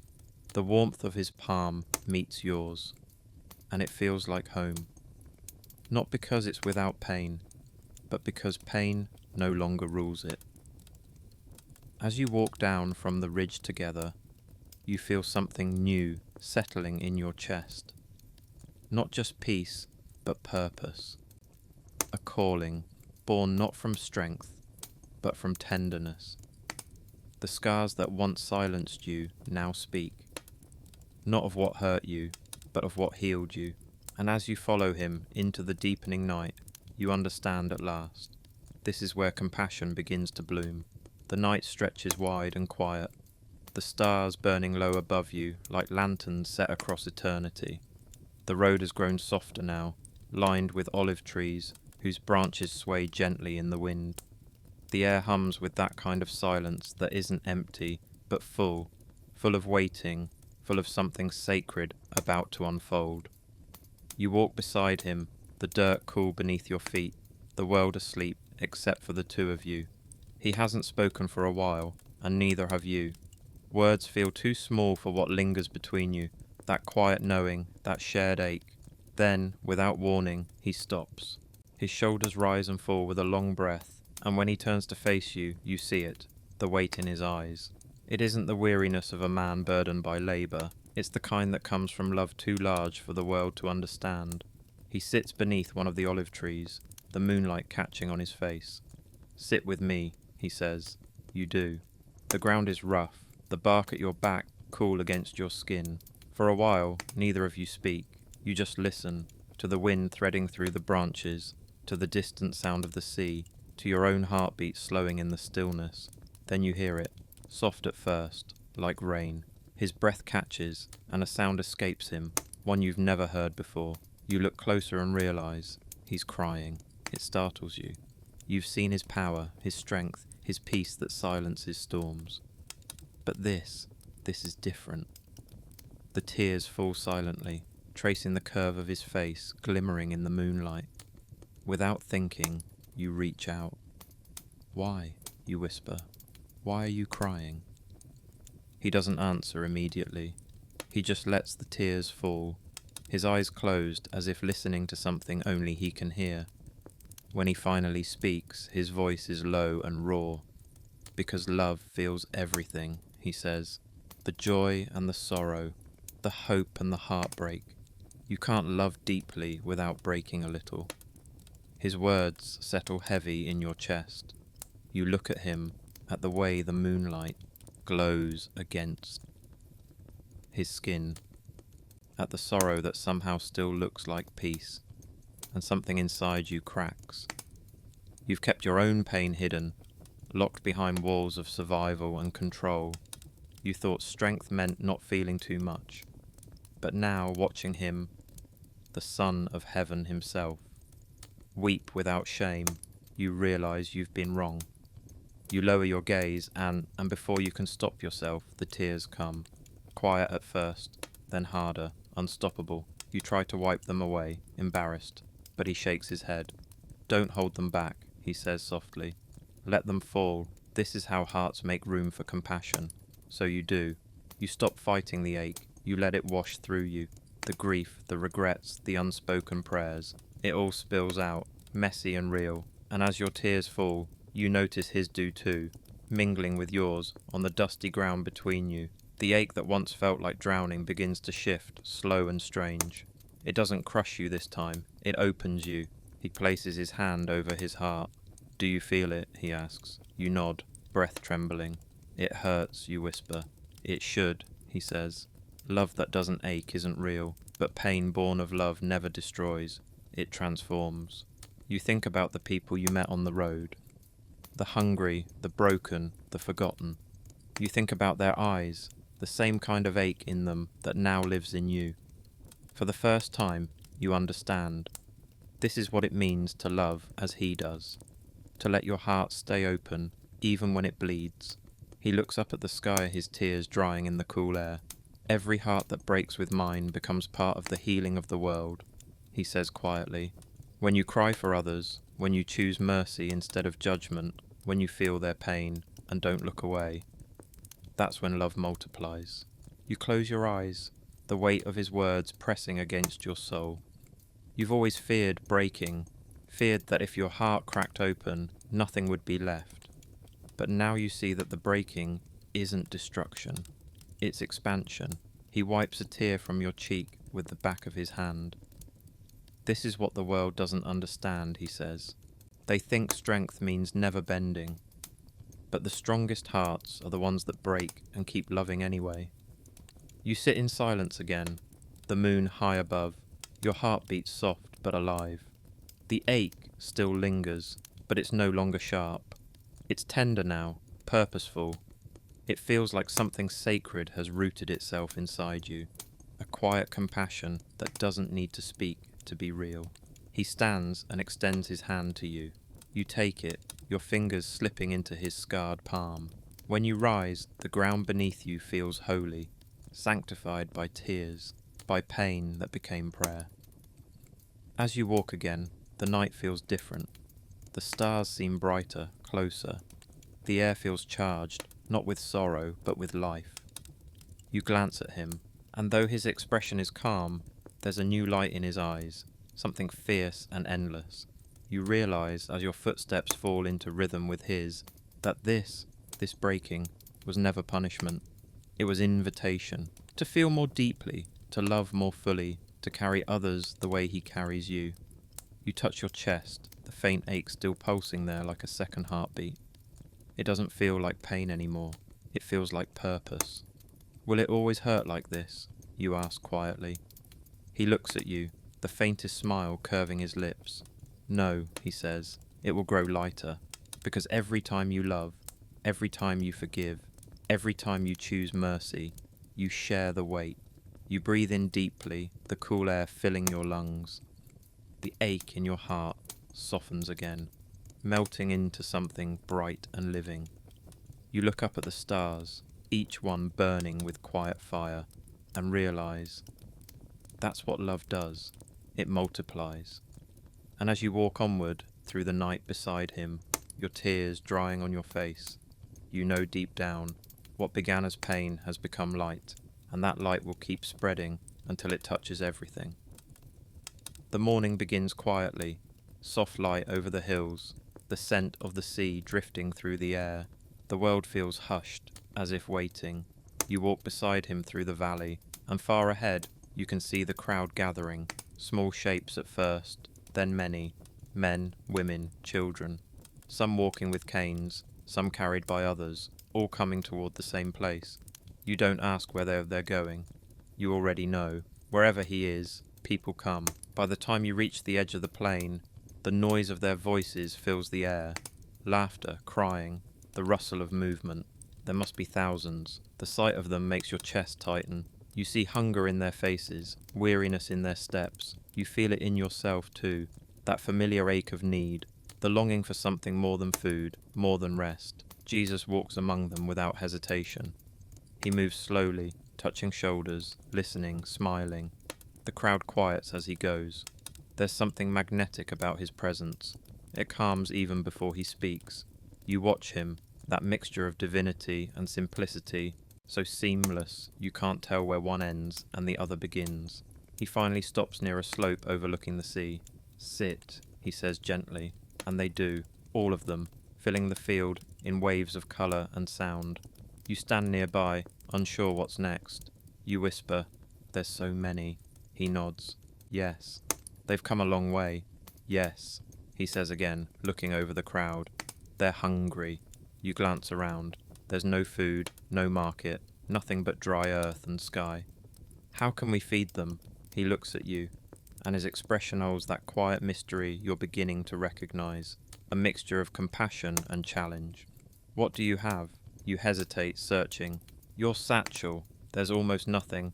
A few small loaves of barley bread and 2 dried fish.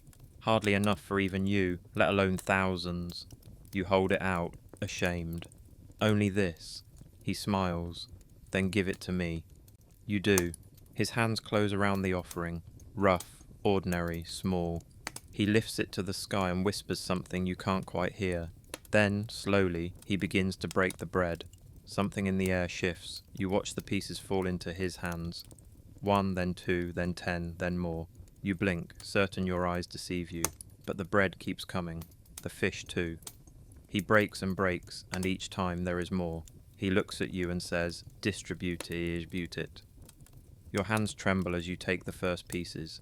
You walk to the nearest group, a family huddled together, the children wide-eyed. You place bread in their hands. They eat, and when you look back down, there's still bread in yours. You stare at it, stunned. "It's still here," you whisper. He nods, eyes glinting with light. It always is when it's given. You move through the crowd, your arms filled, your heart racing. The miracle unfolds quietly. No lightning, no roar from heaven, just the steady rhythm of giving. Every time you reach into your basket, there's more. Every time you give, it multiplies. The people eat, not just nibbling, but feasting. Children laugh, old men weep.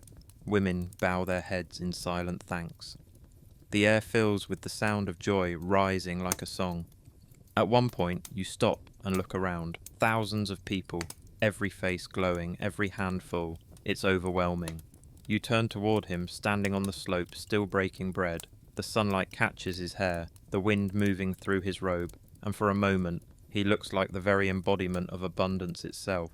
Not creating miracles to prove something, but to show that heaven always has enough.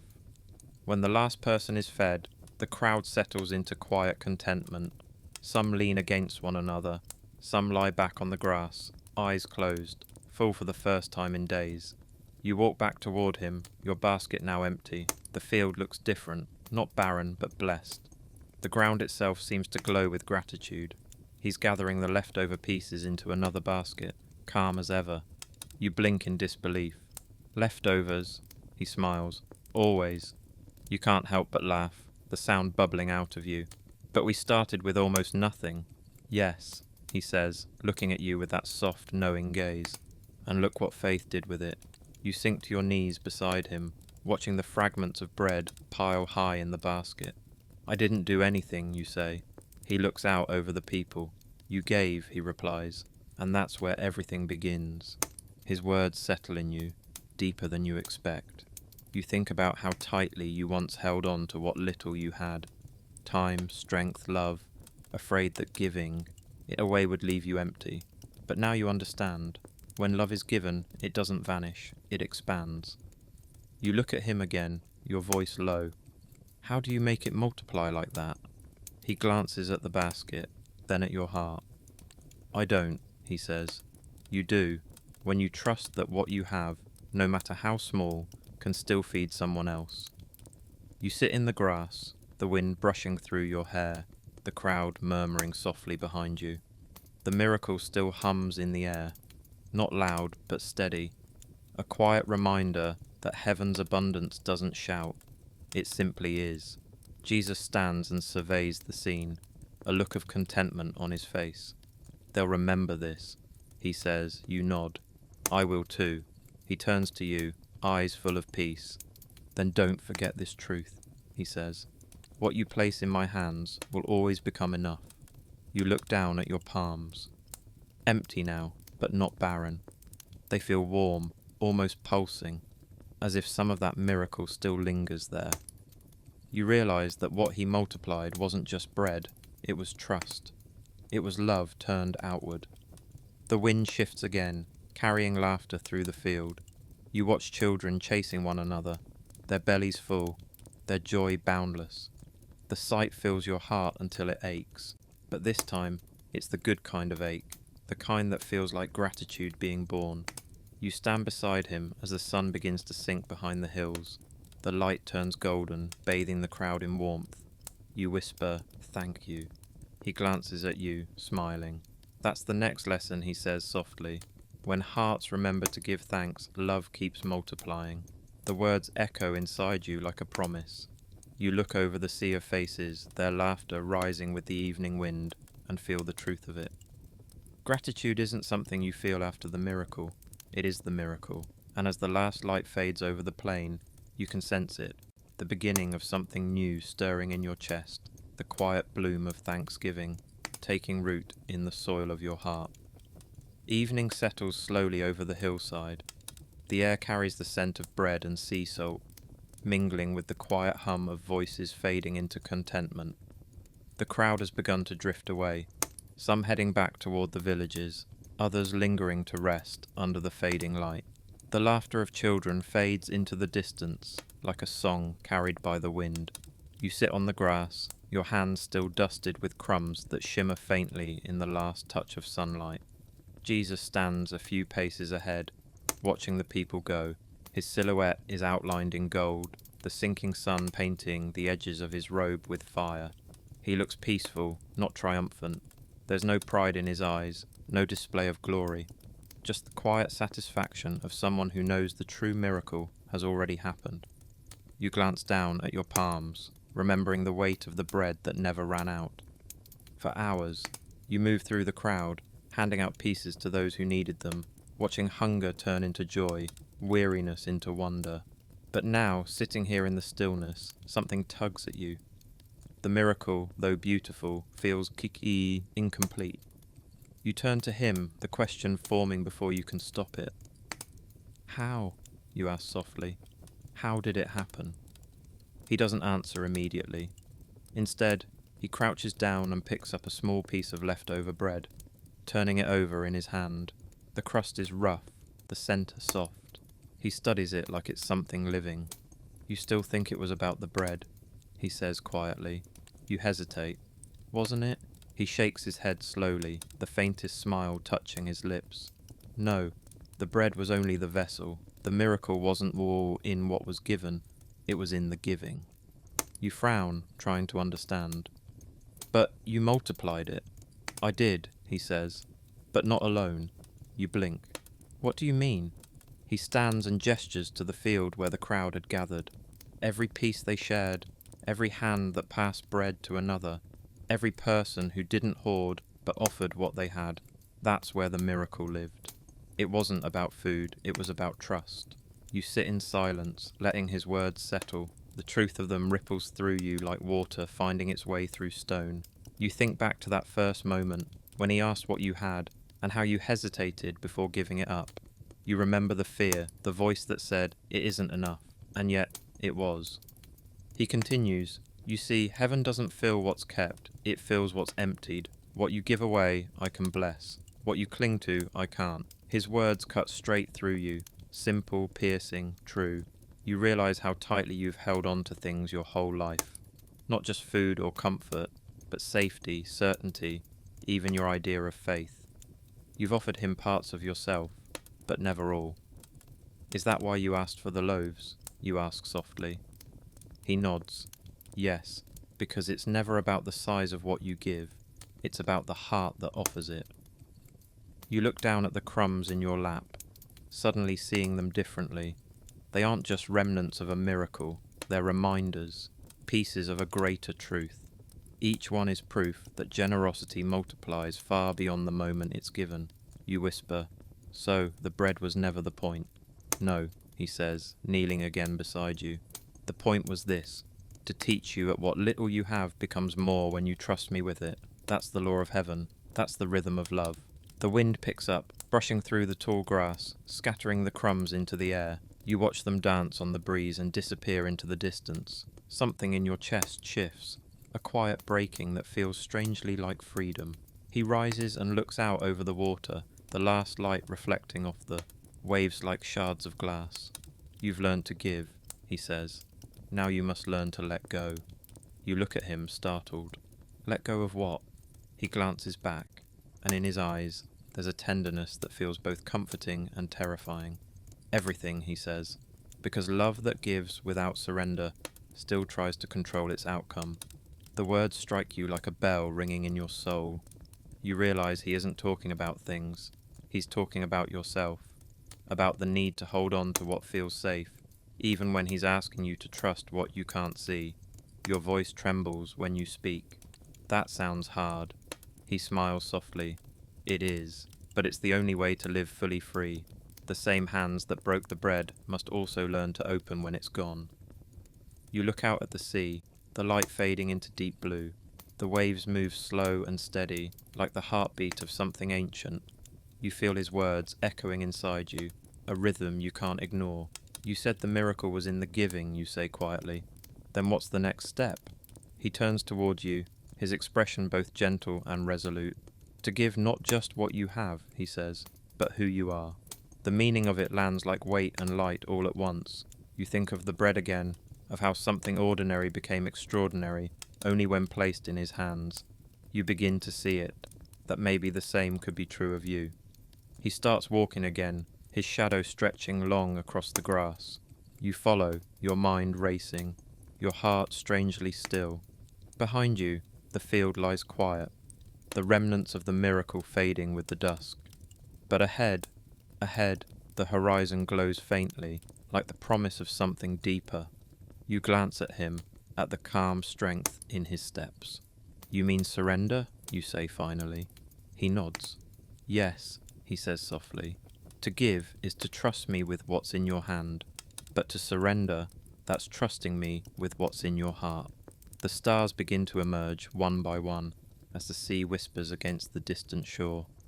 You breathe in the night air and feel something new stirring inside you, a quiet readiness. You don't understand what he'll ask next, but for the first time, you don't need to. The miracle of the loaves has already taught you everything you need to know. When love gives freely, heaven fills the empty space. And when the giving becomes surrender, that's when it truly multiplies, not just around you, but within you. The road narrows as the night deepens. The stars hang low and bright, scattered across the sky like 1,000 unspoken promises. You walk in silence beside him, the soft crunch of gravel beneath your feet the only sound. The wind carries the scent of the sea again, familiar, grounding. And yet something inside you stirs uneasily. You've just witnessed abundance beyond reason, but a quiet worry gnaws at the edge of your thoughts. What if next time there isn't enough? What if I fail him? You don't say it aloud, but he knows. He always knows. "You're thinking again," Jesus says gently, a faint smile curling at the edge of his lips. You glance at him, caught. "I can't help it." He tilts his head, amused. "Can't or won't." You exhale sharply, a mix of frustration and honesty. I like knowing what's coming. I like having a plan. If I can control it, I can prepare for it." He stops walking and looks at you, eyes warm but piercing. "And how often has control given you peace?" The question hangs in the air, heavy and clear. You open your mouth, but the words won't come. You know the answer. Never. Control has given you structure, maybe even safety, but not peace. It's been your armor, your illusion of security. But in his presence, it feels unnecessary, even heavy. He begins walking again, slower this time. You want to fix everything before it breaks, he says. But love doesn't work that way. Neither does faith. You follow quietly, watching the way the moonlight falls over his steps. So I should just stop caring, he shakes his head. No, care deeply, but release the outcome. You frown. That sounds impossible. He smiles, eyes crinkling with something that looks like fondness. It does at first, because control feels safe. It makes you believe you're holding the world together. But when you let go, you'll see you were never holding it in the first place. You take a slow breath. The truth stings because it's too simple. You've built your life on the idea that if you work hard enough, think long enough, pray correctly enough, everything will turn out right. But the storms came anyway. The losses happened anyway. Control didn't save you. It only made you feel responsible for things far beyond your reach. You finally ask, then what does letting go actually look like? He glances at you, the moonlight catching his face. It looks like peace in uncertainty, joy in the waiting, hope in the not knowing. You fall silent again, trying to picture it. Peace that doesn't depend on answers. Joy that exists without guarantees. Hope that breathes even when everything feels unfinished. It sounds beautiful and terrifying. I don't know if I can live like that, you admit softly. He stops and turns to face you fully. His expression is kind, but unyielding. You don't have to know, you just have to trust. He says it so simply, as if trust were as natural as breathing. But you know it's not. Trust means surrendering the illusion of control. Handing over your plans, your fears, your timelines, even your prayers, and believing he's still working when you can't see it. You whisper, but what if I let go and everything falls apart? He steps closer, the night quiet around you. Then I'll still be here. The words hit you like wind, soft yet strong, enough to move you. You realize that's what he's been trying to show you all along. Control was never the goal, presence was. He doesn't need you to hold everything together. He just wants you to walk with him, one step at a time. He sits down on a large stone beside the path and gestures for you to join him. You do. The night feels vast and alive. He looks up at the stars. Do you see how they shine? He asks. You nod. They don't strive. They don't fight for light. They simply burn because that's what they were made to do. The Father holds them, every single one, in perfect order. Not one falls without his knowing. Why would you think your life is any different? You look up at the stars again, and something loosens in your chest. The constant tension you carry. That invisible pressure to fix, manage, unmanage, and understand begins to unravel. The universe is wide and wild. And yet somehow you feel smaller in the best possible way. I just want to do it right, you whisper. He looks at you, smiling. You already are, because you're still walking.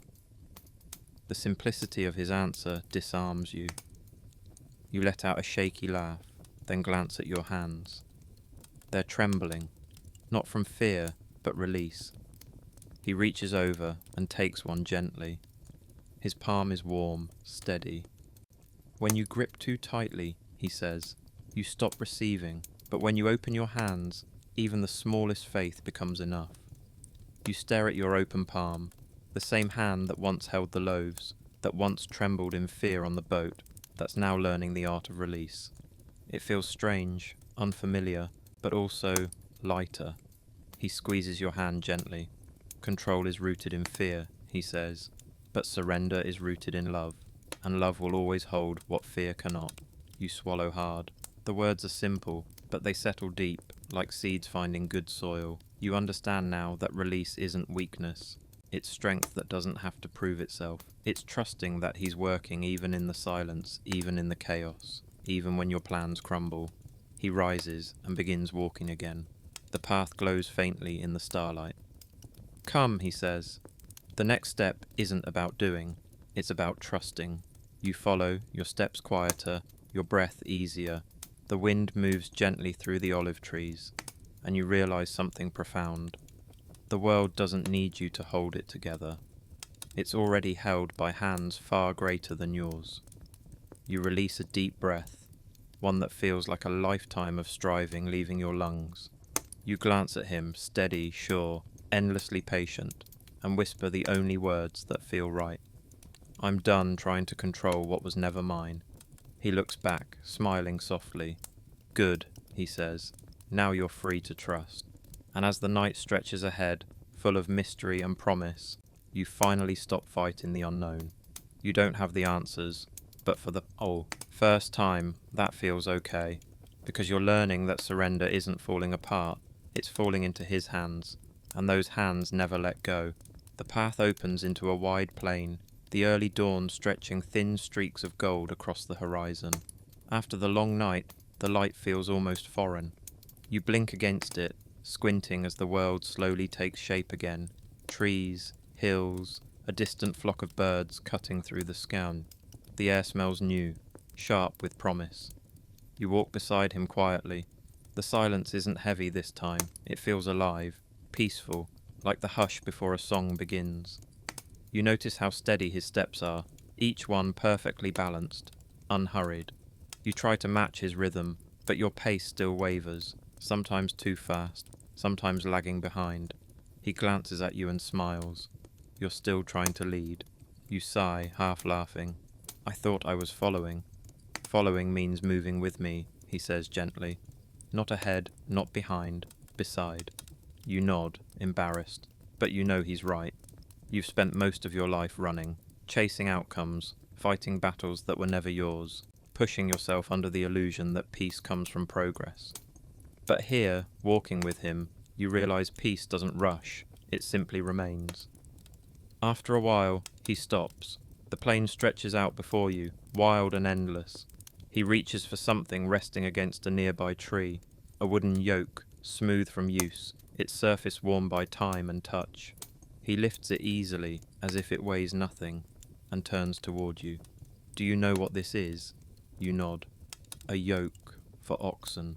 Yes, he says, running his fingers along its curve. Two walk together beneath it. The strong guides the weary.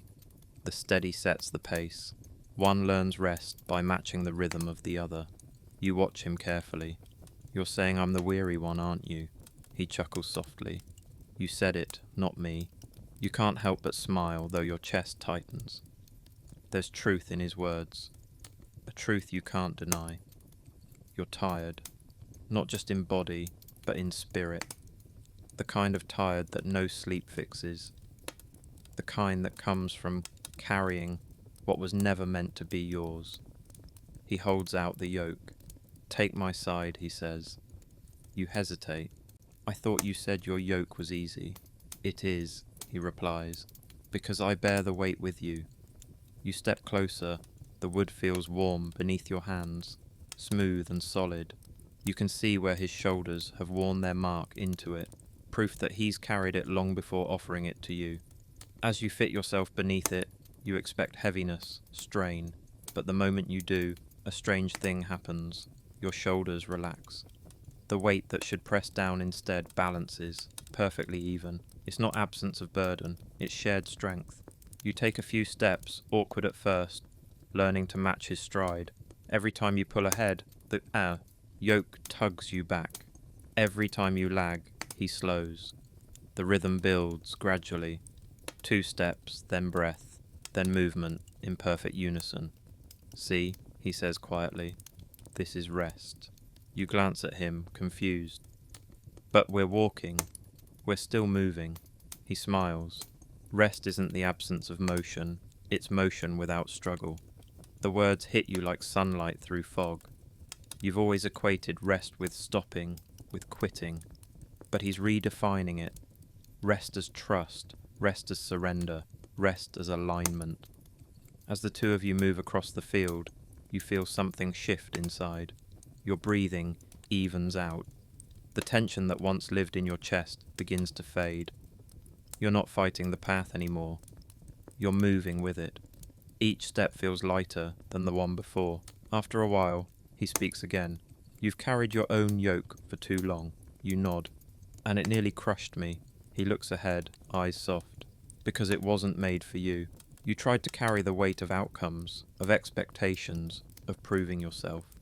My yoke isn't like that. It doesn't bind you to pressure. It binds you to me. You feel your throat tighten, your voice barely above a whisper. And that's enough? He glances your way, smiling gently. Always. The field glows under the rising sun, each blade of grass lit like gold. You catch the rhythm now, the steady cadence of his stride, the subtle give and take of shared motion. You realize that every time you sync your pace with his, the yoke almost disappears. What happens if I lose step again? You ask quietly. He laughs softly. Then I slow down. I never walk so fast that you're left behind. Something in you breaks open at that, the constant pressure to perform, to be enough, dissolving like mist in morning light. You've been chasing a god who's never been ahead of you. He's always been beside you. The breeze picks up, cool and soft, brushing your face. You close your eyes for a moment, letting it move through you. This is what peace feels like. Not perfection, not certainty, but presence. He speaks again, voice low and steady. The world will try to convince you that freedom comes from control, but true freedom comes from surrender. When you walk with me, you don't lose yourself. You find who you are meant to be. You look down at your steps, the dust rising in soft clouds beneath your feet. For once, you're not worried about where you're going. You don't need a map or a plan or an explanation. The rhythm is enough. His nearness is enough. The yoke presses lightly against your shoulder, not to burden, but to remind. You're not walking alone. You never were. He looks at you again, eyes warm and bright. Do you feel it now? You nod, a smile pulling at your lips. Yes, it's light. Good, he says, because my burden isn't meant to crush you. It's meant to carry you. The sun crests, fully now, flooding the world in gold. The field stretches endlessly ahead, but the distance no longer intimidates you. You could walk forever like this, steady, free, in step with him. As you walk, he begins to hum, a low, ancient tune, simple and beautiful.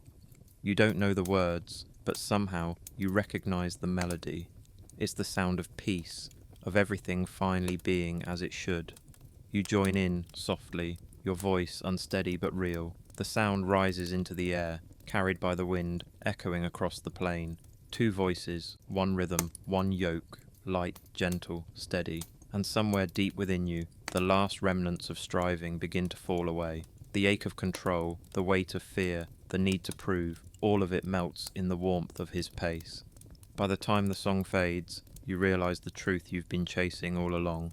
Peace was never found in rest from the journey, but in walking it beside him. And as the horizon opens wider before you, you feel the lightness growing, the kind that only comes when every burden you carried finally begins to fall. The morning light stretches farther now, spilling across the plain in warm, endless gold. The rhythm of your steps beside him has grown steady, like two heartbeats learning to move as one. You've learnt to walk without rushing, to breathe without bracing, to trust without demanding answers. But even with the calm in your chest, something deeper still lingers. A quiet weight you haven't spoken of, one that hides beneath all the lessons and peace you've found. You feel it when the wind stills. You hear it in the silence between his words. It's the ache that's been with you since the beginning, the one you've kept buried because naming it feels like losing control all over again. Jesus slows, then stops, turning to look at you. His gaze is soft but searching. You're still carrying something, he says simply. You look down at the ground, your fingers tightening around the strap of your pack. I thought I'd let everything go. He tilts his head slightly, the faintest smile playing at the edge of his lips. Not everything. The truth lands heavy, though not unkind. You've surrendered your plans, your striving, your need to control, but grief still hides in your bones. The losses you never named, the regrets that echo when the night grows quiet. Pride still whispers, too, that you can handle it alone, and fear, it lingers like a shadow, reminding you that peace always feels too fragile, too fleeting. He gestures toward a clearing ahead, where a small rise overlooks the valley. Come, he says. We'll stop here. You follow, silent. The ground is soft beneath your feet, the air still cool from dawn. When you reach the top, he sits on a large stone, facing the horizon. The sun hovers just above it, a golden sphere waiting to rise. He pats the ground beside him. Sit. You lower yourself onto the grass, your pack pressing Hauwa against your back like an accusation. He glances at it, then at you. What's in there? You try to laugh, but it comes out hollow. Everything, the things I can't seem to forget. He nods. Show me. You hesitate. It's not that simple. Neither is healing, he replies, calm and steady. But it begins when you stop pretending you're fine. The words hit hard. Not as a wound, but as truth. You reach behind you and pull the pack into your lap. The leather is worn, the seams stretched. It's heavier than you remembered. You open it slowly. Inside lies everything you've refused to name. Memories, failures, faces, moments that shaped and scarred you. He watches quietly. Tell me what they are. You take a deep breath and pull out the first thing your hand touches. A small broken charm you used to wear when things felt uncertain. This is grief, you say, your voice barely holding. For what I've lost. For who I used to be. You set it down in front of him. The act feels impossible and freeing. Next you reach for a folded letter, edges frayed. This is pride, you whisper. The part of me that always tried to prove I didn't need help. That I could fix everything. You lay it beside the charm. Finally, your hand finds a stone. Smooth, cold, heavy. This one, you say, throat tight, is fear. The kind that never really leaves. The kind that tells me I'll fail again. You place it last, the stone falling with a soft thud in the dust. The three objects sit between you, simple, unremarkable, yet they hold years of weight. You wait for him to speak, but he doesn't. He simply looks at them, then at you, as though giving you space to see them as he does. Not as shame, but as offerings, after a long moment. He reaches out and places his hand over them. You've carried these a long time, he says quietly. You nod. I didn't know how to stop. He lifts his eyes to yours. You don't stop by holding less. You stop by giving all. Then, one by one, he takes them, the charm, the letter, the stone, and places them at his feet. The gesture is small, but something inside you shatters. The air seems to thicken, your chest tightening as if your body can't decide whether to cry or exhale. When he speaks again, his voice is barely above a whisper. You were never meant to carry what I already bore. You can't hold back anymore. The tears come suddenly, hot and relentless. You fold forward, your hands pressed against your face, sobs breaking free from places too deep for words. You don't try to control them this time. You let them come. Years of exhaustion, unspoken regret, all pouring out at once. He doesn't interrupt. He doesn't rush you. He just stays. His presence as steady as the sunrise behind him. And when your crying finally fades into soft, trembling breaths, you feel his hand rest gently on your back. You see, he says, softly, there's more strength in release than in resistance. You lift your head, your eyes raw, your chest empty in the best possible way. The things that once weighed you down are gone. Not vanished, but transformed. The space they once occupied is filled with something lighter. Peace. He smiles. Now breathe. You do, and it's different this time. The air moves freely through you, filling every corner that once held fear. You hadn't realized how long you'd been holding your breath, how long you'd lived waiting for the next disaster, the next failure, the next heartbreak. But now, as you breathe in and out, it feels like the world is breathing with you.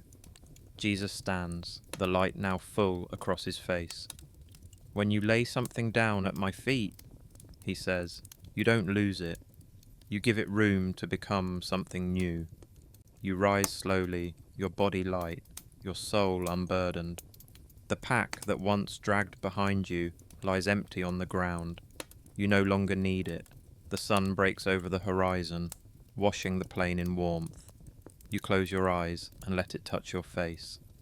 For the first time in what feels like a lifetime, there's nothing left to prove, nothing to protect, nothing to fear. You glance at him, a quiet smile forming. So this is peace. He nods. This is rest, the kind that renews. You look out over the valley below, alive, bright, full of promise, and realize he's right. This is where healing begins again. Not in striving, but in stillness.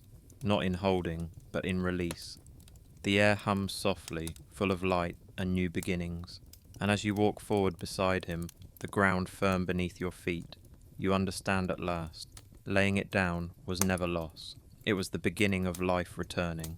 The land stretches wide before you, open, endless, and bathed in golden light.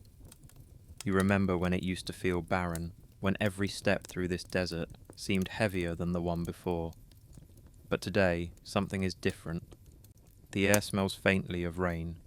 The soil beneath your feet feels soft again. No longer cracked and dry, you stop walking for a moment and look around. The horizon shimmers, not with heat, but with promise. Jesus walks a few steps ahead, his robe brushing lightly against the sand. The wind carries the sound of his movement, gentle, rhythmic, like the heartbeat of the world itself. You can't quite explain it, but you sense that this place, the very wilderness that once drained you, is coming alive again. Do you hear it? He asks suddenly, turning back toward you. You listen. At first, all you notice is the wind, soft, steady, but beneath it, faint and distant, you hear something else, the sound of running water. You blink in disbelief. Here? You ask, scanning the dry hills. There's no river here. He smiles faintly, eyes bright with knowing. There is now. You follow the sound together until you find it, a thin stream cutting through the sand, its surface glinting in the sunlight. It's small, almost fragile, but the way it moves feels powerful, unstoppable. The ground around it is already changing, softening, sprouting green. You kneel beside it, dipping your fingers into the flow. The water is cool, clear, alive. You can feel it pulsing between your fingertips, as if it carries a heartbeat of its own. It wasn't here before, you whisper. It was always here, he says gently, but you couldn't see it when your heart was heavy. You look up at him, realizing what he means. The desert wasn't just around you, it was inside you. Every dry season, every empty stretch of silence, every unanswered prayer had made you believe nothing could grow there again. But this quiet stream, is proof that even the hardest ground can break open when grace decides to move through it. You cup your hands in the water, lifting it to your lips. The taste is clean, sweet. The kind of sweetness that doesn't rush in, but lingers, patient, kind.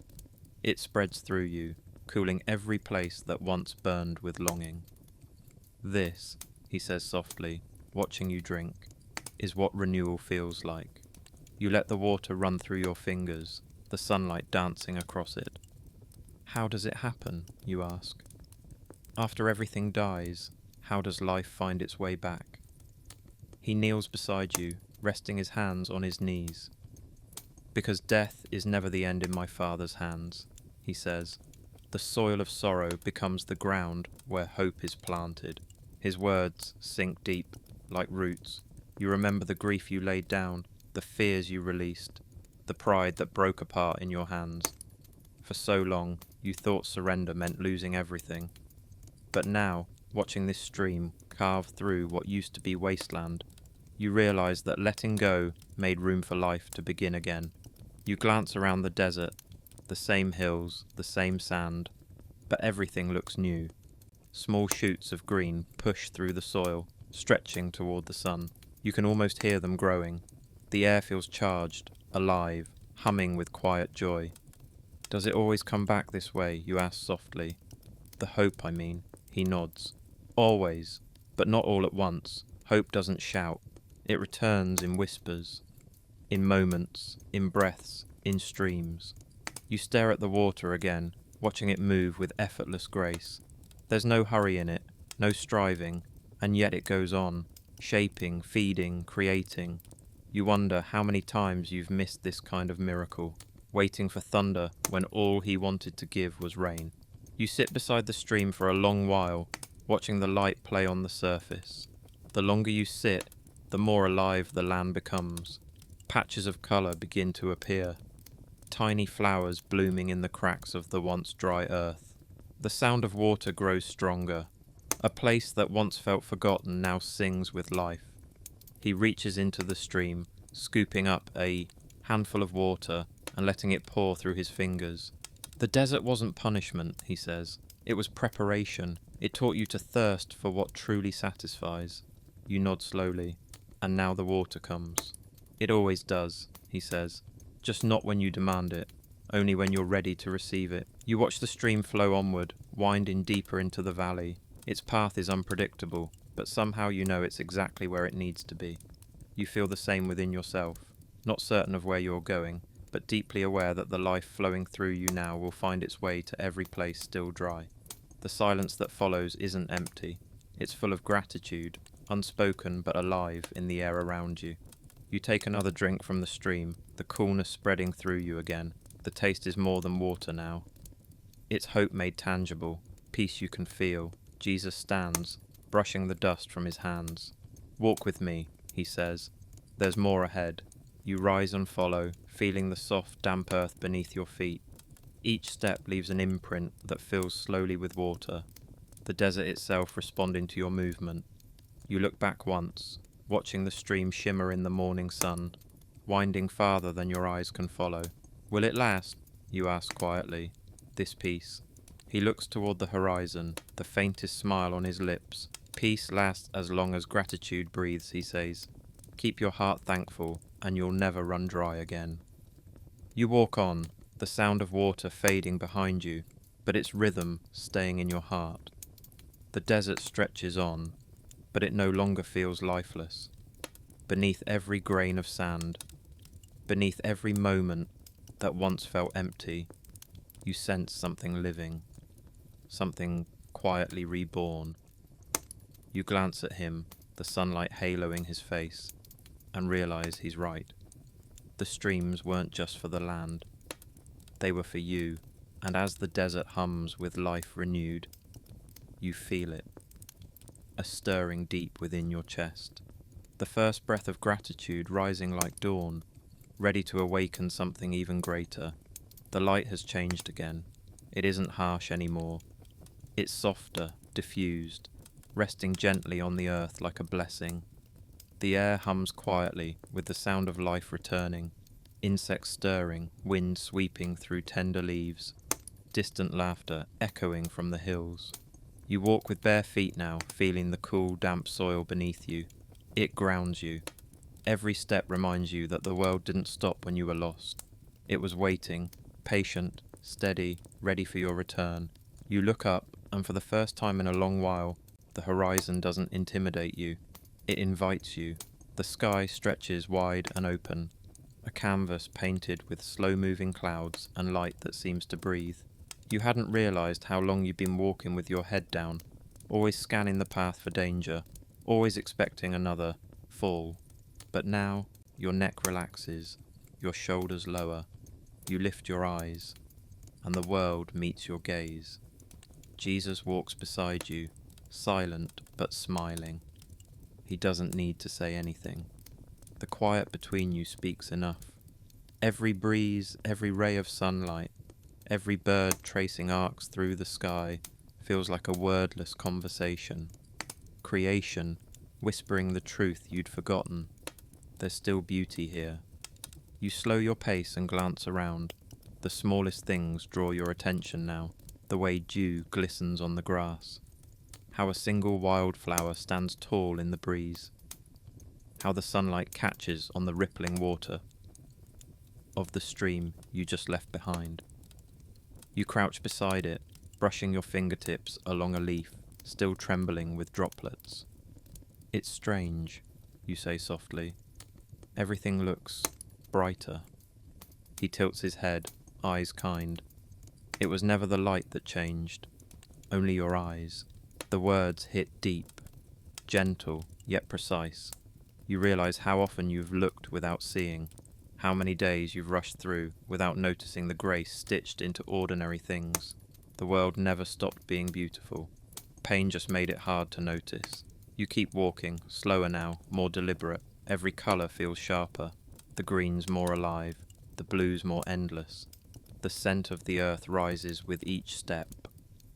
Damp, fertile, full of renewal. You breathe it in and feel something expand inside you. Not just relief, but wonder. There was a time when beauty felt dangerous, when joy felt like a trick, like something too fragile to trust. But now you begin to understand that beauty doesn't exist to deceive you. It exists to remind you, to tell you that even after loss, even after darkness, life insists on blooming. Jesus stops beside a fig tree and runs his hand along its bark. When your eyes lift, he says quietly, you start to see me everywhere.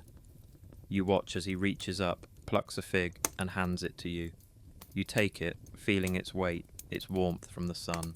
It's just a fruit, simple, ordinary, and yet in your hands it feels like a miracle. You tear it open, the sweetness spilling over your fingers. The taste floods your tongue, rich, full, alive. You laugh, surprised by how vibrant it is.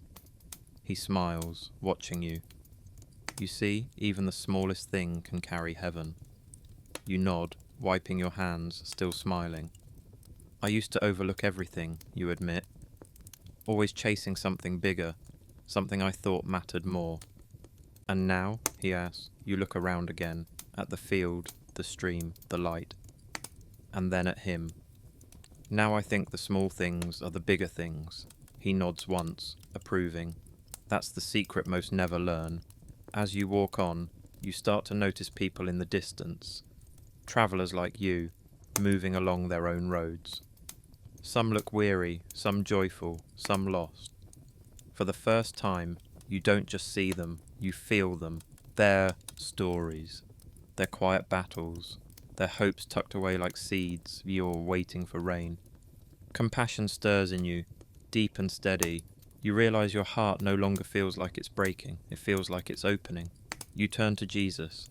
It's easier to see you in others now, you say softly. That's because your heart has lifted with your eyes, he says. When you stopped looking for flaws, you began to see grace. You think about that as you keep walking. There's a strange new gentleness in how you see the world now. The judgments that once came so quickly, the self-doubt, the harshness, the comparisons, they fall away, replaced by something slower, softer. Acceptance. You pass a shallow pond, reflecting the sky like a mirror. For a moment, you kneel beside it and look at your reflection. The person staring back isn't perfect. Tired eyes, sun-warmed skin, lines that weren't there before. But for the first time, you don't flinch. You smile. The voice that once whispered, "You're not enough," is quiet now. In its place, another voice, older, truer, murmurs softly, "You are loved, even here, especially here." Jesus stands behind you, watching the reflection too. "You're seeing yourself the way I do," he says. You turn, meeting his gaze. "And how's that?" "Whole," he says. "Even when you feel broken, beautiful, even when the world calls you ordinary." The words land gently, but they ripple through you like water meeting dry earth. You've spent so long trying to earn beauty, to prove worth. But now you realize it was never something to achieve. It was something to receive. You rise, the reflection fading beneath your feet. Ahead, the world glows. Not because it's changed, but because you have. Every colour feels like a language you're finally learning to understand. Every sound feels like worship. Jesus walks beside you again, and for the first time, your steps are light. Not just steady, but free. The horizon hums with warmth, and you feel joy beginning to stir deep within, like a song you've known all your life, but forgot how to sing. You glance at him, the corners of your mouth lifting. "I think I'm beginning to see again," you say. He nods, eyes glinting with light. "And when you truly see," he says, "joy always follows." You look forward, the path glowing ahead, sunlight spilling over every hill and stone, and your heart swells with quiet gratitude. Beauty has returned, hope breathes, and somewhere, rising like dawn from the edges of your soul, joy begins to find its way home. It starts with laughter. Not a sermon, not a sign, just a sound. Clear, full, alive. It takes you a moment to realize it's coming from him. Jesus laughs, the kind of laugh that catches you off guard because it's not polite or restrained. It's free, unguarded, like sunlight breaking through clouds after a storm. You stop walking and stare at him. It's strange, beautiful, almost disorienting. You've seen him calm storms, heal wounds, silence chaos. But laughter, that feels holy in a different way. He glances back at you, eyes bright. What? You shake your head, smiling without meaning to. I just didn't expect that. What? He says again, grinning. That I could laugh. You shrug, half embarrassed. You always seem so serious. He finishes for you. You nod. He tilts his head. Who told you holiness meant heaviness? The question hangs in the air, warm and piercing at the same time. You don't have an answer. You've always thought joy was something to be careful with. A fleeting thing. Something fragile that life could snatch away at any moment. But watching him now, laughing without hesitation, you realize joy isn't fragile at all. It's fierce. It's resilient. He gestures toward a patch of wildflowers nearby. Look at them, he says. They don't bloom because life is easy. They bloom because they trust the sun will rise again. You look at the flowers. Their petals open wide to the light, moving gently with the breeze. Something in you stirs. Something small, but bright. You can feel it in your chest, the first flicker of joy returning after so long. He plucks one of the flowers and hands it to you. Joy, he says, is the language of trust. You turn the flower between your fingers. Its stem is delicate, its colour vibrant. You think about how strange it feels to smile again, without guilt, to laugh without explaining why. Jesus sits down on a nearby stone, still smiling. Do you remember, he asks, the first time you laughed as a child?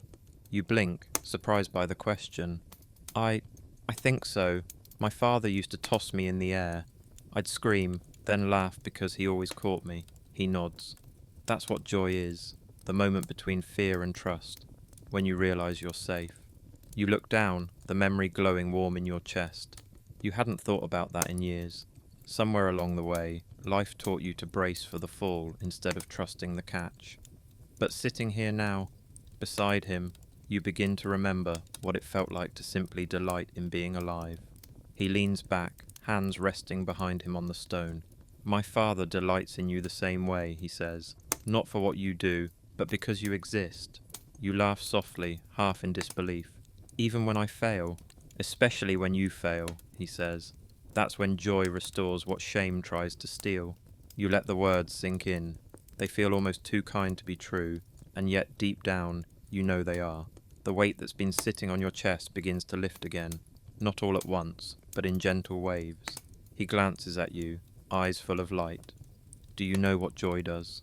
You shake your head. It teaches the soul to dance even when the ground still trembles. You smile, a tear slipping down your cheek. That sounds hard. He nods. It is, but joy isn't the denial of pain. It's the refusal to let pain define you. You think about that for a long time, about how much of your life has been spent waiting for happiness to return, as though it needed perfect conditions to survive. But joy isn't waiting for the storm to pass. It's learning to sing in the rain. The sound of his laughter rises again, soft and genuine. It fills the air like music, and before you know it, you're laughing too. Not forced, not cautious, but free. The kind of laughter that comes from the deepest parts of you, the parts you thought had forgotten how. The two of you sit there for a while, letting the sound roll across the open field. The birds join in, their chirping bright and wild. The wind seems to hum in harmony. For a moment, it feels like creation itself is laughing with you, the kind of laughter that heals. When the quiet returns, you feel lighter, like something in you has been rewired. You glance at him. You know, you say, still smiling.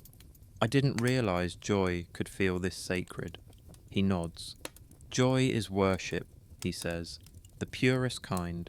It's what happens when the heart finally agrees with hope. You sit with that for a moment. the words sinking deep, the heart agreeing with hope. Maybe that's all joy really is. Not an emotion, but a response. A quiet yes to life, even after everything. He rises to his feet, dusting off his robe. Come, he says. There's something I want to show you. You stand, following him down the gentle slope of the hill. Ahead, you see a group of people gathered near a small village. Farmers, children, women carrying baskets. They're working, talking, laughing. Life simple and unpolished. Look at them, he says. Do you see the joy? You watch as they move together, sharing bread, helping one another, their laughter rising above the sound of the day. It isn't perfect. There's sweat, noise, imperfection, and yet it's beautiful. They remind me of you, you whisper. He smiles. That's because joy always points back to purpose. You look again at the people, at the rhythm of their hands, the care in their gestures, and realize that this is what joy was meant to do all along. Move outward, create, give. Your laughter fades into quiet awe as you whisper, so this is what comes next. He nods. Yes, he says, eyes gleaming. When joy fills the heart, purpose begins to bloom. The words linger in the air, soft as the wind through the grass. You look ahead. At the village, at the faces alive with light, at the world waiting just beyond your next step, and feel it stirring inside you. Joy not as survival, but as calling. You smile at him, and he smiles back. That same laugh still echoing faintly in the air between you. And as the sun dips low over the horizon, you know, joy was never the end of the journey. It was the beginning of something greater waking within you.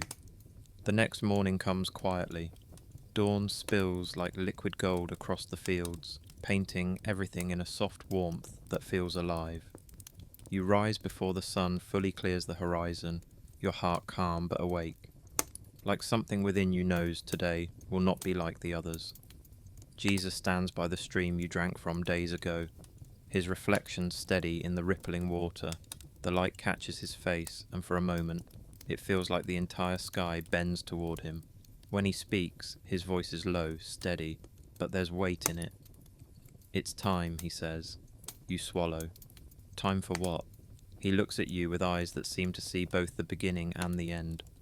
For you to go. The words land softly, but they shake something deep inside you. Go? After everything? The thought of leaving his side feels impossible. You've learned peace by walking with him, by hearing his laughter, feeling his presence beside you. The idea of being apart feels like stepping into silence after hearing a symphony. He seems to understand your hesitation. Peace was never meant to stay in one place, he says. It's meant to move, to reach others through you. You lower your gaze, watching the water flow between your feet. But I don't know what to say, you admit, or what to do. He steps closer, placing a hand over your heart. The warmth of his touch settles deep, steady, and sure. You don't need to know. You only need to carry what I've given you. You look up, meeting his gaze. And what is that? He smiles. That same quiet, knowing smile that has become so familiar. Peace, he says simply. My peace. You blink, uncertain. Peace? That's it. That's everything, he replies. Peace is what the world has forgotten. It's what breaks chains without force. What softens hearts without fear. What heals without demand. He lets his hand fall back to his side and begins walking along the stream. You follow, still processing his words. Around you, the morning world wakes, birds calling from the trees, wind stirring through the grass, light spilling across the land. Everything feels alive, but it's more than that. It feels connected, whole. Peace isn't passive, he continues. It's the hardest work of all. Anyone can fight, anyone can hate, but to bring peace, that takes courage. You nod slowly. I've always thought peace was just the absence of conflict. He shakes his head gently. Peace isn't what happens when everything's calm. It's what holds steady when the storm rages. You think about that, the storms you faced, both around you and inside. Fear, anger, shame, control. You remember how he calmed the sea not by avoiding the wind, but by speaking stillness into it. Maybe peace isn't about escaping the world, but entering it differently. He stops at the edge of the plain, looking out toward the villages, scattered in the distance, places filled with noise, worry, and striving. You can almost feel their weight even from here. They're waiting, he says softly. For me, you ask, half in disbelief. For peace, he corrects. They just don't know it yet. You look at the villages again, and for the first time, you don't feel fear. You feel purpose. It's quiet but steady, like the heartbeat of the earth beneath your feet. Jesus turns to you again, placing something in your hands. It's not a weapon or a tool, just a small loaf of bread and a folded piece of linen. You won't need power, he says. You'll need gentleness. The world expects strength to shout, but peace whispers. And still, it changes everything. You run your thumb along the linen's edge. What if they don't listen? He meets your gaze. Then let your peace rest where it's welcome. And if it's not, walk on. Don't let rejection steal what I've given you. The simplicity of his answer humbles you. You realize that peace doesn't beg to be received. It simply is. It offers, it invites, but it never forces. He begins walking again, leading you up a small hill overlooking the plain. The wind is stronger here, tugging at your clothes, lifting your hair. You look out at the vast world, the rivers, the villages, the roads winding like veins through the land, and it feels bigger than ever. He gestures to it all. This is where peace belongs, he says, not just in quiet moments, but in markets, homes, and hearts, in broken places, in weary souls. You close your eyes and breathe deeply. The air smells of rain and earth and promise. I'm afraid I'll lose it, you admit. The peace I've found here. He steps close again, his voice calm. Peace isn't something you hold, he says. It's someone who holds you, and I will never let you go. The truth of it fills your chest until you can hardly speak. You look at him, and he smiles again. That soft, steady expression that feels like sunrise and mercy and home, all at once. I'll go, you whisper. I know, he says. He places both hands on your shoulders, his eyes steady and full of light. When you speak, speak peace. When you walk, carry peace. When others hurt you, stay rooted in peace, because what begins in gentleness can end in glory. The wind stirs stronger now, carrying the scent of the sea, that same salt and sky that marked the beginning of your journey. You realize this isn't an ending. It's the next step. He looks out again toward the villages. You'll find hearts ready, he says, but you'll also meet resistance. Don't meet it with anger, meet it with love. You nod, the words echoing in your heart like a promise carved in stone. Love instead of defense, you murmur. He smiles, eyes soft. Yes, that's the work of peace. To love when the world tells you to fight, you glance one. Last time at the horizon, feeling the pulse of purpose rising like light. The peace inside you doesn't feel fragile anymore. It feels alive. It breathes. It moves. You turn to him. Will I see you again? He nods once. In every act of love, in every breath of peace, I am with you, always. And as you begin your walk toward the villages, the world unfolding before you in colour and light, you understand what he's given you isn't a message to carry. It's a way to live.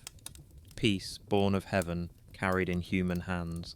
And somewhere deep inside, you already know, this peace will be tested. But when it is, love will be the answer. The first test comes sooner than you expect. The village sits nestled between hills, its houses built from clay and wood, its streets narrow and sun-beaten. From a distance, it looks peaceful, but as you walk through the gates, you can feel the tension. Eyes watching from windows, whispers carried by the wind. The people look weary, hardened by years of struggle. Some glance at you with curiosity, others turn away entirely. You can tell they've seen too many promises and too few miracles. You carry no banners, no speeches, no proof, only the peace he placed within you. That feels like enough, yet fragile at the same time. A man steps forward from a stall near the market square. His hands are rough, his face lined by both age and anger. You, he says sharply. What are you here to sell? You shake your head. Nothing. I've come to listen, to bring peace. He laughs bitterly. Peace. He gestures around at the cracked walls, the tired people, the dry well in the centre of the square. Do you see peace here? Do you think words can fill an empty stomach? You meet his gaze, steady and unflinching. No, you say softly, but sometimes peace feeds the soul before the body. The man scoffs and turns away, muttering under his breath. Around you, the crowd shifts. Some linger, curious. Others leave. You don't chase them. You simply sit down near the well, feeling the dust cling down to your sandals. For a while, you say nothing. You let silence do what shouting never could. Slowly, the space around you changes. A few children wander closer, watching you. You smile at them. One offers you a piece of flatbread, torn from his lunch. You take it gratefully and break it in half. Handing the larger piece back. The gesture is simple, quiet, but it speaks louder than defense ever could. The man from before watches from the corner of the square, his expression unreadable. The sun beats down, and the hours pass. You help where you can, fetching water, mending a broken gate, listening to stories from women who've lost too much to speak easily of hope. You say little, you simply remain, and somehow that stillness begins to work its way into the air. Peace doesn't arrive like thunder, it seeps in like water, slow, steady, certain. The anger in the villager's eyes softens. The tension eases. The same man who mocked you earlier sits beside you at the well by sundown. His voice is quieter now. My son, he says. He's been sick for weeks. We prayed, but nothing changed. The healer left days ago. You look at him, not with pity, but understanding. Bring him, you say gently. We'll pray together. He hesitates, searching your face, and for a moment, the air hangs thick with doubt. But then he nods and disappears down the narrow street. When he returns, he's carrying a boy, no older than 10, his body limp in his arms. You place your hand gently on the boy's forehead. His skin, palmolsi, burns with fever. You don't rush your prayer. You don't demand a miracle. You simply whisper the same word. He whispered to you, in your darkest hour, peace. It's not dramatic. There's no flash of light or trembling of the ground, just breath, stillness, the quiet weight of heaven pressing close.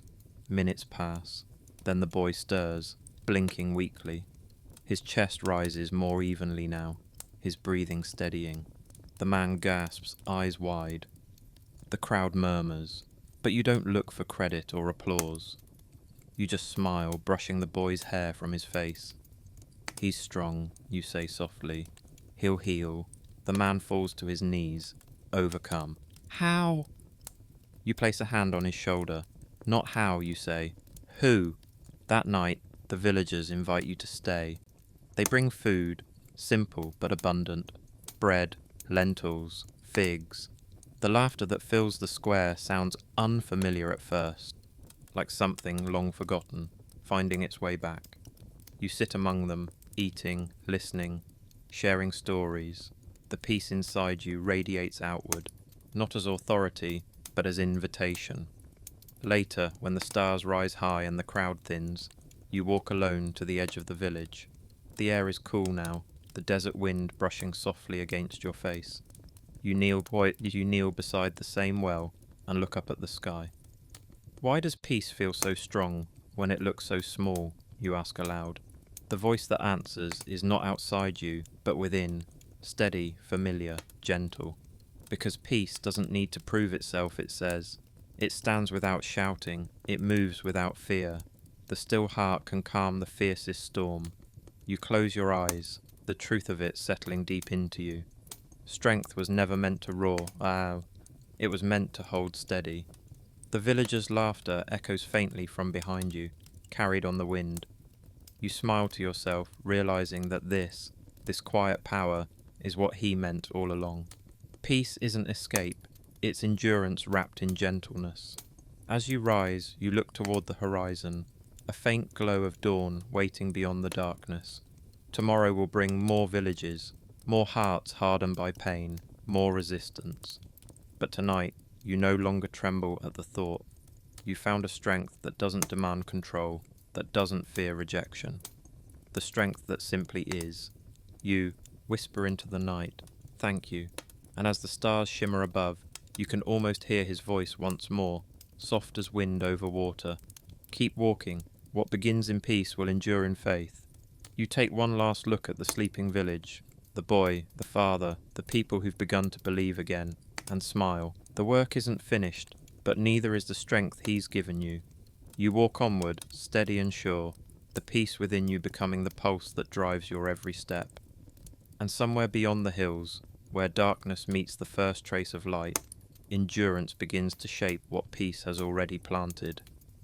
Faith that will not break, even when the road grows hard again. The wind begins to shift before the storm arrives. You can smell it, the heavy scent of rain carried in the air, thick and electric. The horizon darkens, clouds rolling in from the sea, their bellies swollen with thunder. The village behind you has gone quiet. Doors shut, fires dimmed. You stand alone on the ridge, watching the sky twist and churn. Once, this kind of moment would have filled you with dread. You would have braced yourself, searching for shelter, scanning the sky for signs of mercy. But now, you stand still. You've walked too far with him to mistake storms for absence. You know better now. Storms don't mean he's left. They mean he's near. The first drops fall, kawau, cold, sharp, sudden. Then the rain comes all at once, pounding the ground, washing the dust from the earth in sheets of silver. Lightning cracks across the horizon, illuminating the hills in flashes of white.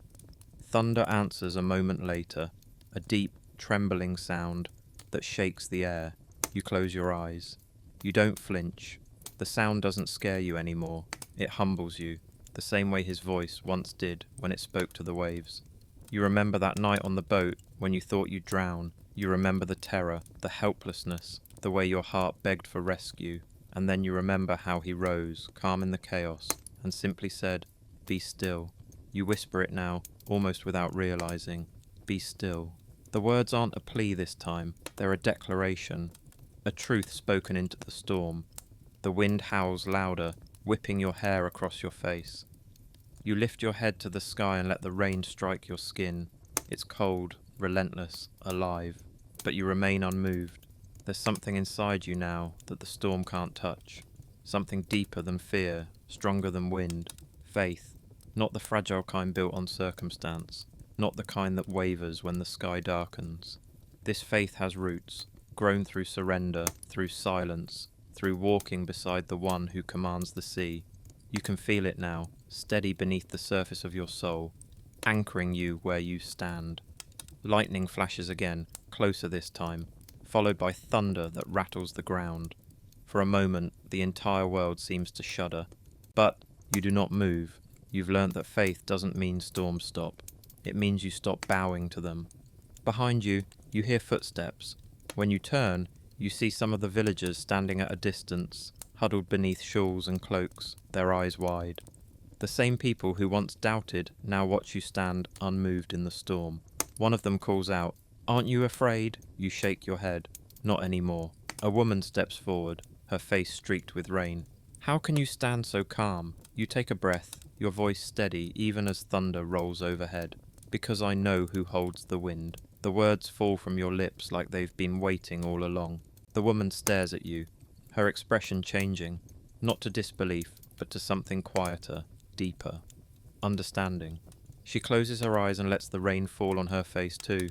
One by one, others do the same. The storm doesn't weaken, but somehow it feels different. Not as threat, but as cleansing. You close your eyes again, lifting your face toward heaven. The rain runs down your cheeks, mingling with something that feels dangerously close to joy. For years, storms meant fear. Now they mean faith. They mean proof that what he planted in you can withstand anything. You remember his words. The house built on rock will not fall. You used to think that meant safety, that faith would protect you from pain. But now you understand. The rock wasn't protection from storms. It was peace within them. You let out a slow breath, your voice barely audible under the roar of rain. You are still here, and though you don't hear him the way you used to, not in words, not in whispers, you feel it. His presence everywhere, in the rush of wind, in the rhythm of thunder, in the heartbeat of the rain against the earth. He's not outside the storm, he's inside it, holding it all together. The clouds begin to shift, light breaking through, in shards of gold. The rain slows, softens, then stops entirely. The air is thick and sweet with the scent of wet earth. You look down at your hands, trembling not from fear, but from awe. Behind you, the villagers emerge fully, stepping into the open, faces turned upward. Children laugh as they splash in puddles, their joy echoing through the hills. You can feel their spirits lifting, not because the storm ended, but because it passed. It always does. You kneel, pressing your palm into the wet soil. The ground is firm, rooted, alive. Faith that stands, you whisper, even when the wind rises. A peace unlike any you've known fills your chest. Not the fragile calm of quiet skies, but the deep enduring stillness that comes only after you've weathered the worst and found him faithful. You rise slowly, looking toward the horizon where light spills through the last of the clouds. The world feels new again, cleansed, awake. The woman from before approaches, her voice soft. The storm said, "That's all. It didn't take you. It changed you. You smile. It always does. You look once more at the sky, the clouds breaking apart, the sun reaching through like a hand of mercy, and you realize that this is what endurance looks like. Not unshaken, but unbroken. Not untouched, but transformed. As the last of the thunder fades, you whisper, you hold it all, and in the silence that follows, you know it's true. Faith stands, not because of the absence of storms, but because of the presence that never leaves within them. You turn back toward the village, your steps steady, your heart quiet. The storm is over, but something new stirs in its wake. A light that isn't from the sky but from within. For the first time, you understand what he meant when he said, "I am with you always." It's not just a promise, it's a reality, pulsing in every breath, every heartbeat, every gust of wind that once frightened you.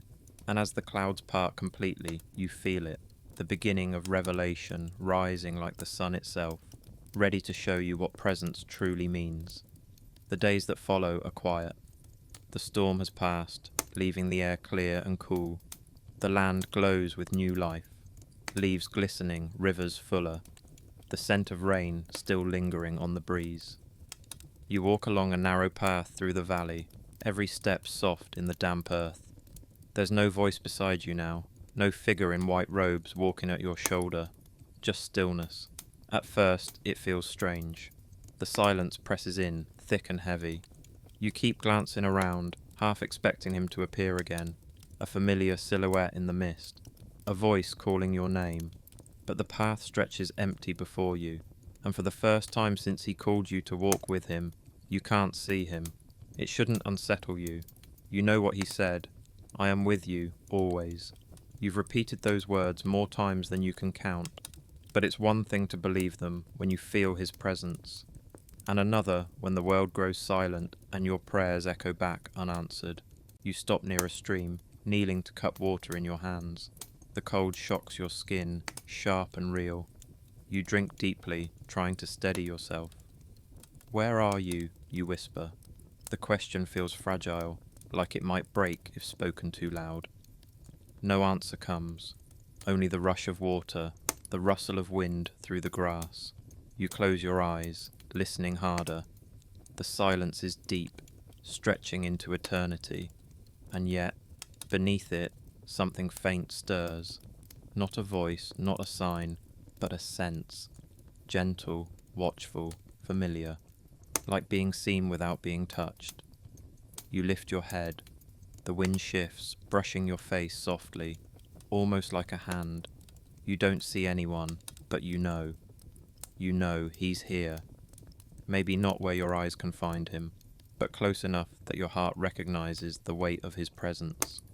The realization sinks deep, that the absence you feel isn't absence at all. It's invitation to Trust. To see differently. You begin walking again, slower this time. The light filters through the clouds above, breaking into scattered beams that dance over the earth. Every flicker feels intentional, not random, not coincidental. The way the light hits the stream, the way a bird cuts through the sky at just the right moment, the way the wind carries warmth, even as the air cools. It all feels guided. Are you watching? You whisper, almost smiling. A leaf falls from a tree ahead, landing perfectly in your path. You pick it up. Its surface glows with dew, veins intricate, alive. It's small, fragile, fleeting, and yet the detail of it overwhelms you. Something about it feels like a quiet answer. You keep walking, the leaf turning slowly in your fingers. The silence no longer feels empty.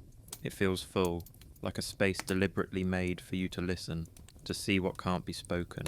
You realize he's been speaking all along, just in a language you weren't used to hearing. A shepherd passes by on the hillside, guiding his sheep with a long staff, his dog darting back and forth to keep them in line. You stop to watch. The man never raises his voice, never rushes. His gestures are small, subtle, a whistle, a tap of the staff, a glance. And yet, the sheep follow. They know his presence not by sound, but by rhythm. You understand then. That's how it is with him. You may not always hear him, but his rhythm remains. The way your steps align, the way peace stays, even when you can't explain it.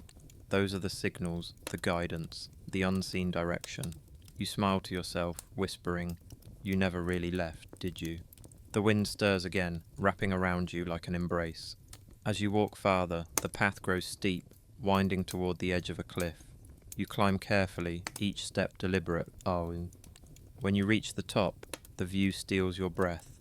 Rolling hills, rivers winding like veins of silver, mountains rising in the distance. The world stretches vast and endless, and yet it feels close, intimate, like a secret being shared. You sit down, legs dangling over the edge, the wind tugging gently at your clothes. The silence here feels alive, pulsing, breathing. You close your eyes and speak softly, not to the air, but to the presence you know surrounds you. You've been here through everything, haven't you? Even when I couldn't see, even when I doubted, the words tremble out of you, but they don't fall into emptiness. They fall into something vast, something that listens. You remember the countless times you thought he was gone, in the silence of fear, in the ache of loss, in the long stretches of unanswered prayer. Yet every time, somehow, you were led through, not by sight, but by unseen hands, guiding you just enough to take the next step. You feel the truth of it now more than ever. Faith isn't about constant awareness of his presence. It's about trust when the awareness fades. The same peace that held you through the storm still holds you now. Quiet, invisible, sure. Below, a hawk circles the valley, riding the invisible currents of air with effortless grace. You watch it glide, its wings unmoving, sustained by something it cannot see. You realize that's what you've become, held by unseen hands, moved by invisible strength. Tears well in your eyes, but they aren't from sorrow. They're from recognition. You finally understand that his watching was never distant observation. It was nearness too vast for eyes to comprehend. He doesn't just see you, he surrounds you. You speak softly, almost in prayer. You were there in the silence, in the waiting, in every step I thought I walked alone. And in that moment, something within you settles completely. The question's quiet, the ache dissolves, and all that remains is stillness, the kind that feels like being held. The clouds part slowly, sunlight pouring over the valley in a wash of gold. You can't help but smile through your tears. "I see you," you whisper. The wind moves once more, tender and warm, brushing against your cheek like a familiar hand. You rise to your feet, no longer searching, no longer afraid. You know now that even in the unseen, he's nearer than breath, guarding, guiding, waiting for the final piece of surrender. You look out at the horizon, where the light meets the earth, and feel the gentle pull in your heart, not to strive, not to question, but to release, to give everything, your will, your plans, your very self, into the hands that have never stopped watching. And as you take a slow breath, the air thick with grace, you know what must come next. The journey isn't ending, it's coming home. The path winds down from the cliffs into a valley hushed by peace. You can feel it before you see it, the kind of stillness that seems to hum quietly beneath the surface of the world. The air is thick with the scent of olive trees, their silver-green leaves shimmering softly in the evening light. You walk between them slowly, each step sinking into soil rich and cool. The earth here feels sacred, as though countless prayers have soaked into it over time. The shadows stretch long, golden light spilling through the branches. The sound of distant birds fades into a low, peaceful silence. This is no ordinary place. It feels like the world holding its breath. You find a spot beneath one of the trees, its trunk old and strong, roots sprawling deep into the earth. You sit, back resting against the bark, and exhale. The quiet settles around you like a blanket. You hadn't realized how long you'd been holding tension in your body, how much of your strength was spent simply staying upright through everything. But here, under this canopy of peace, your body remembers how to rest. You close your eyes. The wind moves through the branches above, carrying a sound like a whisper, a rhythm that feels alive. Each leaf rustles, like a word spoken softly, not demanding, not loud, just enough to remind you that even silence speaks when love is near. Your heartbeat slows. Each pulse feels like prayer, woe, not one of words, but of being. You no longer need to ask for anything. You no longer need to search. Everything you've ever sought, safety, meaning, belonging, sits quietly beside you. He's here, not in the form or sound, but in the stillness that wraps around you like air. You can sense him the way you sense sunlight through closed eyes, unseen yet undeniable. The peace that once seemed distant now lives in your very breathing. You realize that this stillness, isn't the absence of motion. It's the presence of perfect love. A soft memory rises in you. The night he once knelt in a garden like this. The olive trees bore witness as he wept, prayed, and surrendered everything. You can almost feel the echo of it, his heartbeat still pulsing in the soil, his tears still mingled with the earth. And now here you sit, not as a bystander to his sorrow, but as one resting in the peace born from it. You whisper into the quiet, "Is this where you prayed?" A breeze moves through the branches, and the leaves rustle softly, a language of light and air. You understand without words. This is not just his garden. It's every heart that has learned to rest in surrender. Every soul now that has laid its burdens down and found stillness on the other side. The sky deepens above you, colours shifting from gold to violet to the soft indigo of early night. Stars begin to blink awake, one by one. The first few glow faintly through the canopy, like glimpses of heaven filtered through the leaves. You lie back, letting your gaze follow them. The world feels slower here, sacred. You can hear your own breathing, steady and calm. The earth beneath you hums with life, as if creation itself is alive in its worship. You think of all the moments that led you here. The storms, the doubts, the letting go. Every struggle, every tear, every silence brought you to this garden of peace. You realize now that surrender wasn't loss. It was the only way to make space for love that never ends. A soft voice rises within you, one you don't hear with your ears but feel deep in your chest. Rest, it says. You are safe now. Tears slip from your eyes before you can stop them. Not from pain this time, but from release. You let them fall, each drop soaking into the earth, a prayer returned to its source. The peace in this place isn't something fragile. It's weighty, eternal, the kind that doesn't waver when the world shakes. You think of the olive trees, ancient, resilient, their roots twisted deep into the ground. They've seen storms, seasons, silence. Yet here they stand, their branches lifting toward heaven, still bearing fruit. You wonder if faith is something like that, not unshaken, but rooted. not untouched by hardship, but steady in spite of it. Your hand brushes the grass beside you. The earth feels warm, alive. Every inch of this garden feels touched by something greater than time. You breathe in deeply, and with that breath comes a quiet knowing that the one who once knelt among the trees now sits beside you, unseen but entirely present. You don't need to see him to believe. You don't need proof when peace itself becomes his voice. The night deepens, the stars burn brighter. Somewhere nearby, an owl calls softly, a single note carried through the still air. You open your hands, palms upward, and feel the weight of nothing and everything all at once. For so long, you tried to hold the world together. Now, you simply rest in the hands that hold you. The wind moves again, gentle but sure. It rustles through the leaves above like a breath through prayer, a reminder that all of creation joins this stillness. Every sound feels sacred, every heartbeat a hymn. You close your eyes once more, and for the first time, you feel what true safety means. Not the absence of pain, but the knowledge that even in pain, you are never abandoned. You are rooted in something that cannot be taken. Peace born from love, love born from eternity. You whisper, thank you. The stars all shimmer brighter, as if answering back. In this garden, you no longer chase understanding. You rest in it. You no longer grasp for control. You open to grace. The night hums around you, a quiet symphony of life and divinity entwined. You can feel eternity breathing just beyond the veil, its presence closer than your next heartbeat.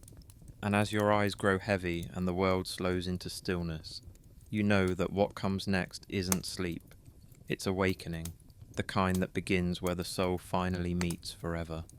The night stretches long, but it's not dark. The stars hang lower than before, closer, as if heaven itself leans down to watch. The olive trees sway gently in the breeze, their leaves whispering secrets too sacred for words. You lie still beneath them, breathing in the soft rhythm of the earth, the scent of dew and light. Everything feels suspended, like creation has stopped just to listen. Your body is calm, weightless. The ache of travel, the strain of struggle, all of it fades into something softer, lighter. It feels as though the ground itself is holding you, not to trap you, but to cradle you. Somewhere deep within, you sense movement, not around you, but through you. A stirring, quiet and certain, like a door beginning to open. You open your eyes. The air shimmers faintly, alive with warmth that isn't sunlight, but something greater. The sky above you glows with a colour you've never seen before. Gold, but not gold. White, but alive. Pulsing like the heartbeat of eternity. You sit up slowly, breath caught between awe and disbelief. The edges of the world blur. The trees no longer cast shadows. The night doesn't feel like night anymore. It feels infinite. Do you see it? The voice is gentle, familiar. You don't turn immediately. You don't need to. You already know. He's here. I see, you whisper. Jesus stands a few steps away, his presence radiant but not blinding. The light around him doesn't shine outward, it flows from within, steady and endless. His eyes meet yours, and for a moment, time disappears. The air between you hums like a string plucked in perfect harmony. You realize, this is what eternity feels like. Not distance, not delay, but the fullness of presence that never fades. He smiles softly. You've come far. You nod, the words caught in your throat. It doesn't feel real. It's more real than anything you've known, he says, stepping closer. What you've walked through was shadow. What you're seeing now is truth. You look around. The valley stretches before you, glowing with light that moves like water. Every leaf, every stone, every blade of grass shines with quiet life. The air hums with the sound of creation, not noise, but melody. You can hear it, faint but clear, as though every living thing sings the same name in unison. His name. Is this? You hesitate. afraid to ask. He answers before you finish. It's a glimpse, he says. Not the end, but near enough for you to see where it leads. You swallow, emotion tightening your throat. It's beautiful. He looks toward the horizon, where light gathers like dawn, though there is no sun. Beauty was always meant to point you home, he says. Every kindness, every sunrise, every act of love. They were small reflections of this. Your heart aches with both joy and something you can't quite name. The thought of leaving this moment, of walking away from this nearness, feels impossible. Will I stay here? You ask quietly. He turns back to you, his gaze tender but full of depth. Not yet, he says. There is still life in you, still breath meant for others. But now you know where the path leads. You nod slowly, tears slipping down your cheeks. It's more than I imagined. He kneels beside you, and for a moment, everything stops. The wind, the light, even your own heartbeat seems to pause. When your journey ends, he says softly, this is what awaits. Not a throne or a crown, but peace, wholeness, home. The word home echoes through you like music. You've heard it 1,000 times before, but never like this. It isn't a place. It's a presence. His presence. It's belonging, without effort. Rest, without end. You whisper, I'm not afraid anymore. I know, he says, smiling, because fear can't survive where love reigns. You close your eyes and the light around you deepens. You see flashes, memories, moments from your journey, the storms you endured, the faces of those who hurt you, those who helped you, the prayers whispered through tears, the laughter shared around fires. Every step, every surrender, all of it shines now, connected, woven into something beautiful. Nothing was wasted. You realize this is what he meant when he said he never left. He wasn't just beside you in the good moments. He was in the pain, in the silence, in the questions. Even when you thought you walked alone, he was guiding your steps toward this very stillness, toward this light. You look at him again, and your voice trembles with wonder. You were there in everything. He nods, eyes glinting like the first stars of creation. Always. The word feels endless. You glance upward, and the sky seems to open, not parting, but unfolding. The light spills downward, brighter now, though it doesn't blind. It wraps around you, through you, filling every corner of your being. You can feel it. Love in its purest form, warm and weightless, infinite and intimate. You're not dissolving, you're becoming. He watches you, smiling. This is what I meant when I said, I go to prepare a place for you. You are never walking toward emptiness. You are walking toward fullness. The tears come freely now, but they aren't sorrow. They're release, gratitude, wholeness. You take a deep breath, the kind that feels like the first breath you've ever taken. Every inhale fills you with life. Every exhale releases everything that's ever hurt. You've never known peace like this. It's not fleeting, it's final. Jesus stands, extending his hand. Come, he says, there's more to see. You take his hand, and the moment you do, everything changes. The world shifts, yet it doesn't. You're still in the garden, but the garden feels eternal now.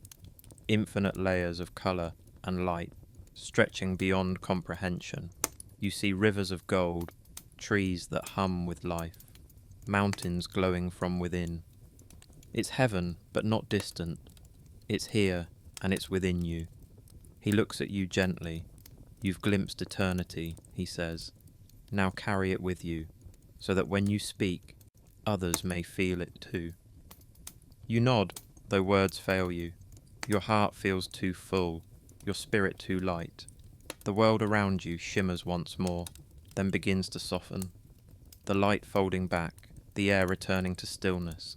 As the garden settles into night again, you remain seated beneath the olive trees, hands open, face lifted to the stars. The light hasn't gone, it simply moved inside you. Heaven isn't far anymore, it's nearer than your next breath, nearer than your heartbeat. You are home, and yet, somehow, still journeying. You close your eyes, resting in that mystery, as peace settles deeper than ever before. You know what's coming now. The last step, the final release into perfect peace. The night deepens, but it doesn't feel like darkness. It feels like rest. The stars glow softer now, their light woven into the very air, as if heaven itself has drawn its blanket over the world. The olive trees stand, silent around you, their branches swaying gently, whispering secrets to the wind. You lie beneath them, hands open, heart still. The weight that once followed you, fear, guilt, striving, has vanished. Every burden you once carried now rests at his feet. Your body feels light, almost transparent, like you finally remembered how to breathe without effort. The earth beneath you is warm, pulsing faintly with the rhythm of life. And for the first time, you feel no separation between yourself and creation. You are part of it now. The soil, the stars, the stillness.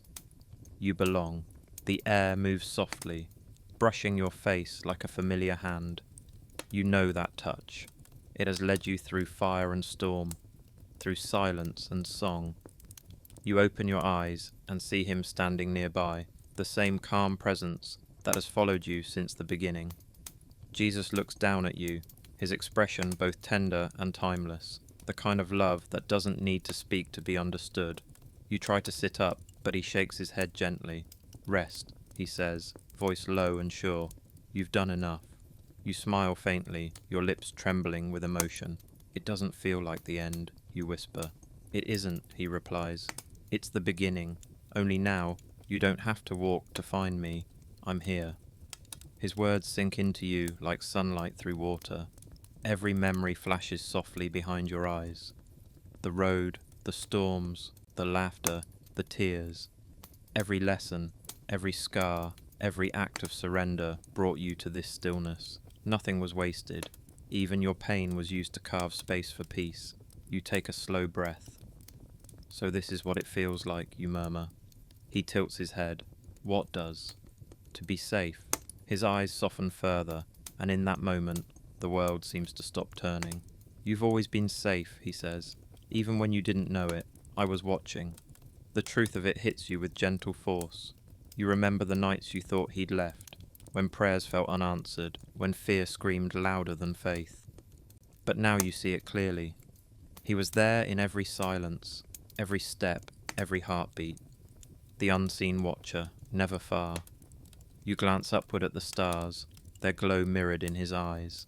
You never slept, you say softly. You never turned away.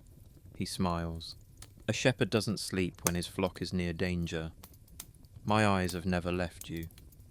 The words wrap around you like a lullaby. You can feel your heart slowing, your breath deepening.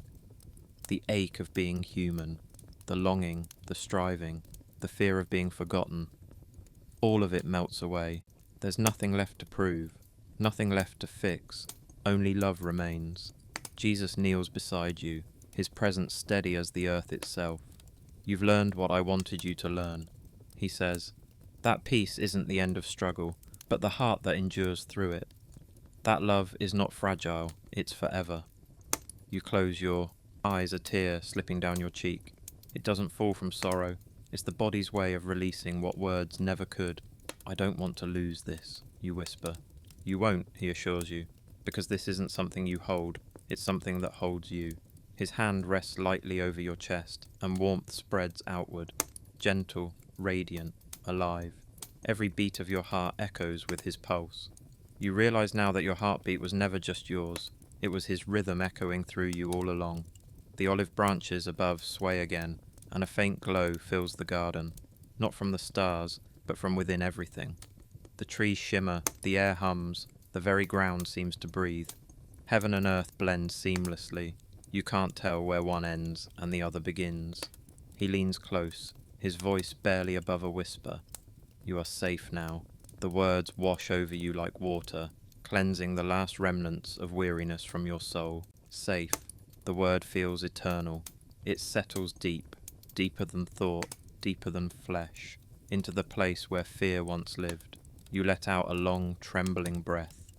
The edges of the world blur softly. You're aware of your body, yet you're no longer confined to it. You feel yourself expanding, not disappearing, but becoming. Every sound, every scent, every flicker of light becomes part of you. The separation between you and creation dissolves. You are not alone. You never were. He speaks again, his tone filled with gentle finality.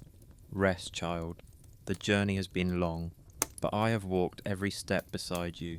You can hear his heartbeat now. Slow, steady, infinite. It beats in rhythm with your own. The sound is peace itself. Your lips part, and the final words come out barely as sound. Thank you. He smiles, eyes glistening like the dawn. Always. The garden fades into light. Not blinding, but pure, endless light. It's warm and soft, yet powerful enough to erase every shadow. You feel yourself sinking deeper into it, floating, free. There is no fear, no resistance, no more weight to carry. Every tear you've shed is gathered, every wound made whole. You are surrounded, enveloped, completely known. And then, just before you drift into that final stillness, you feel his hand brush your face one last time.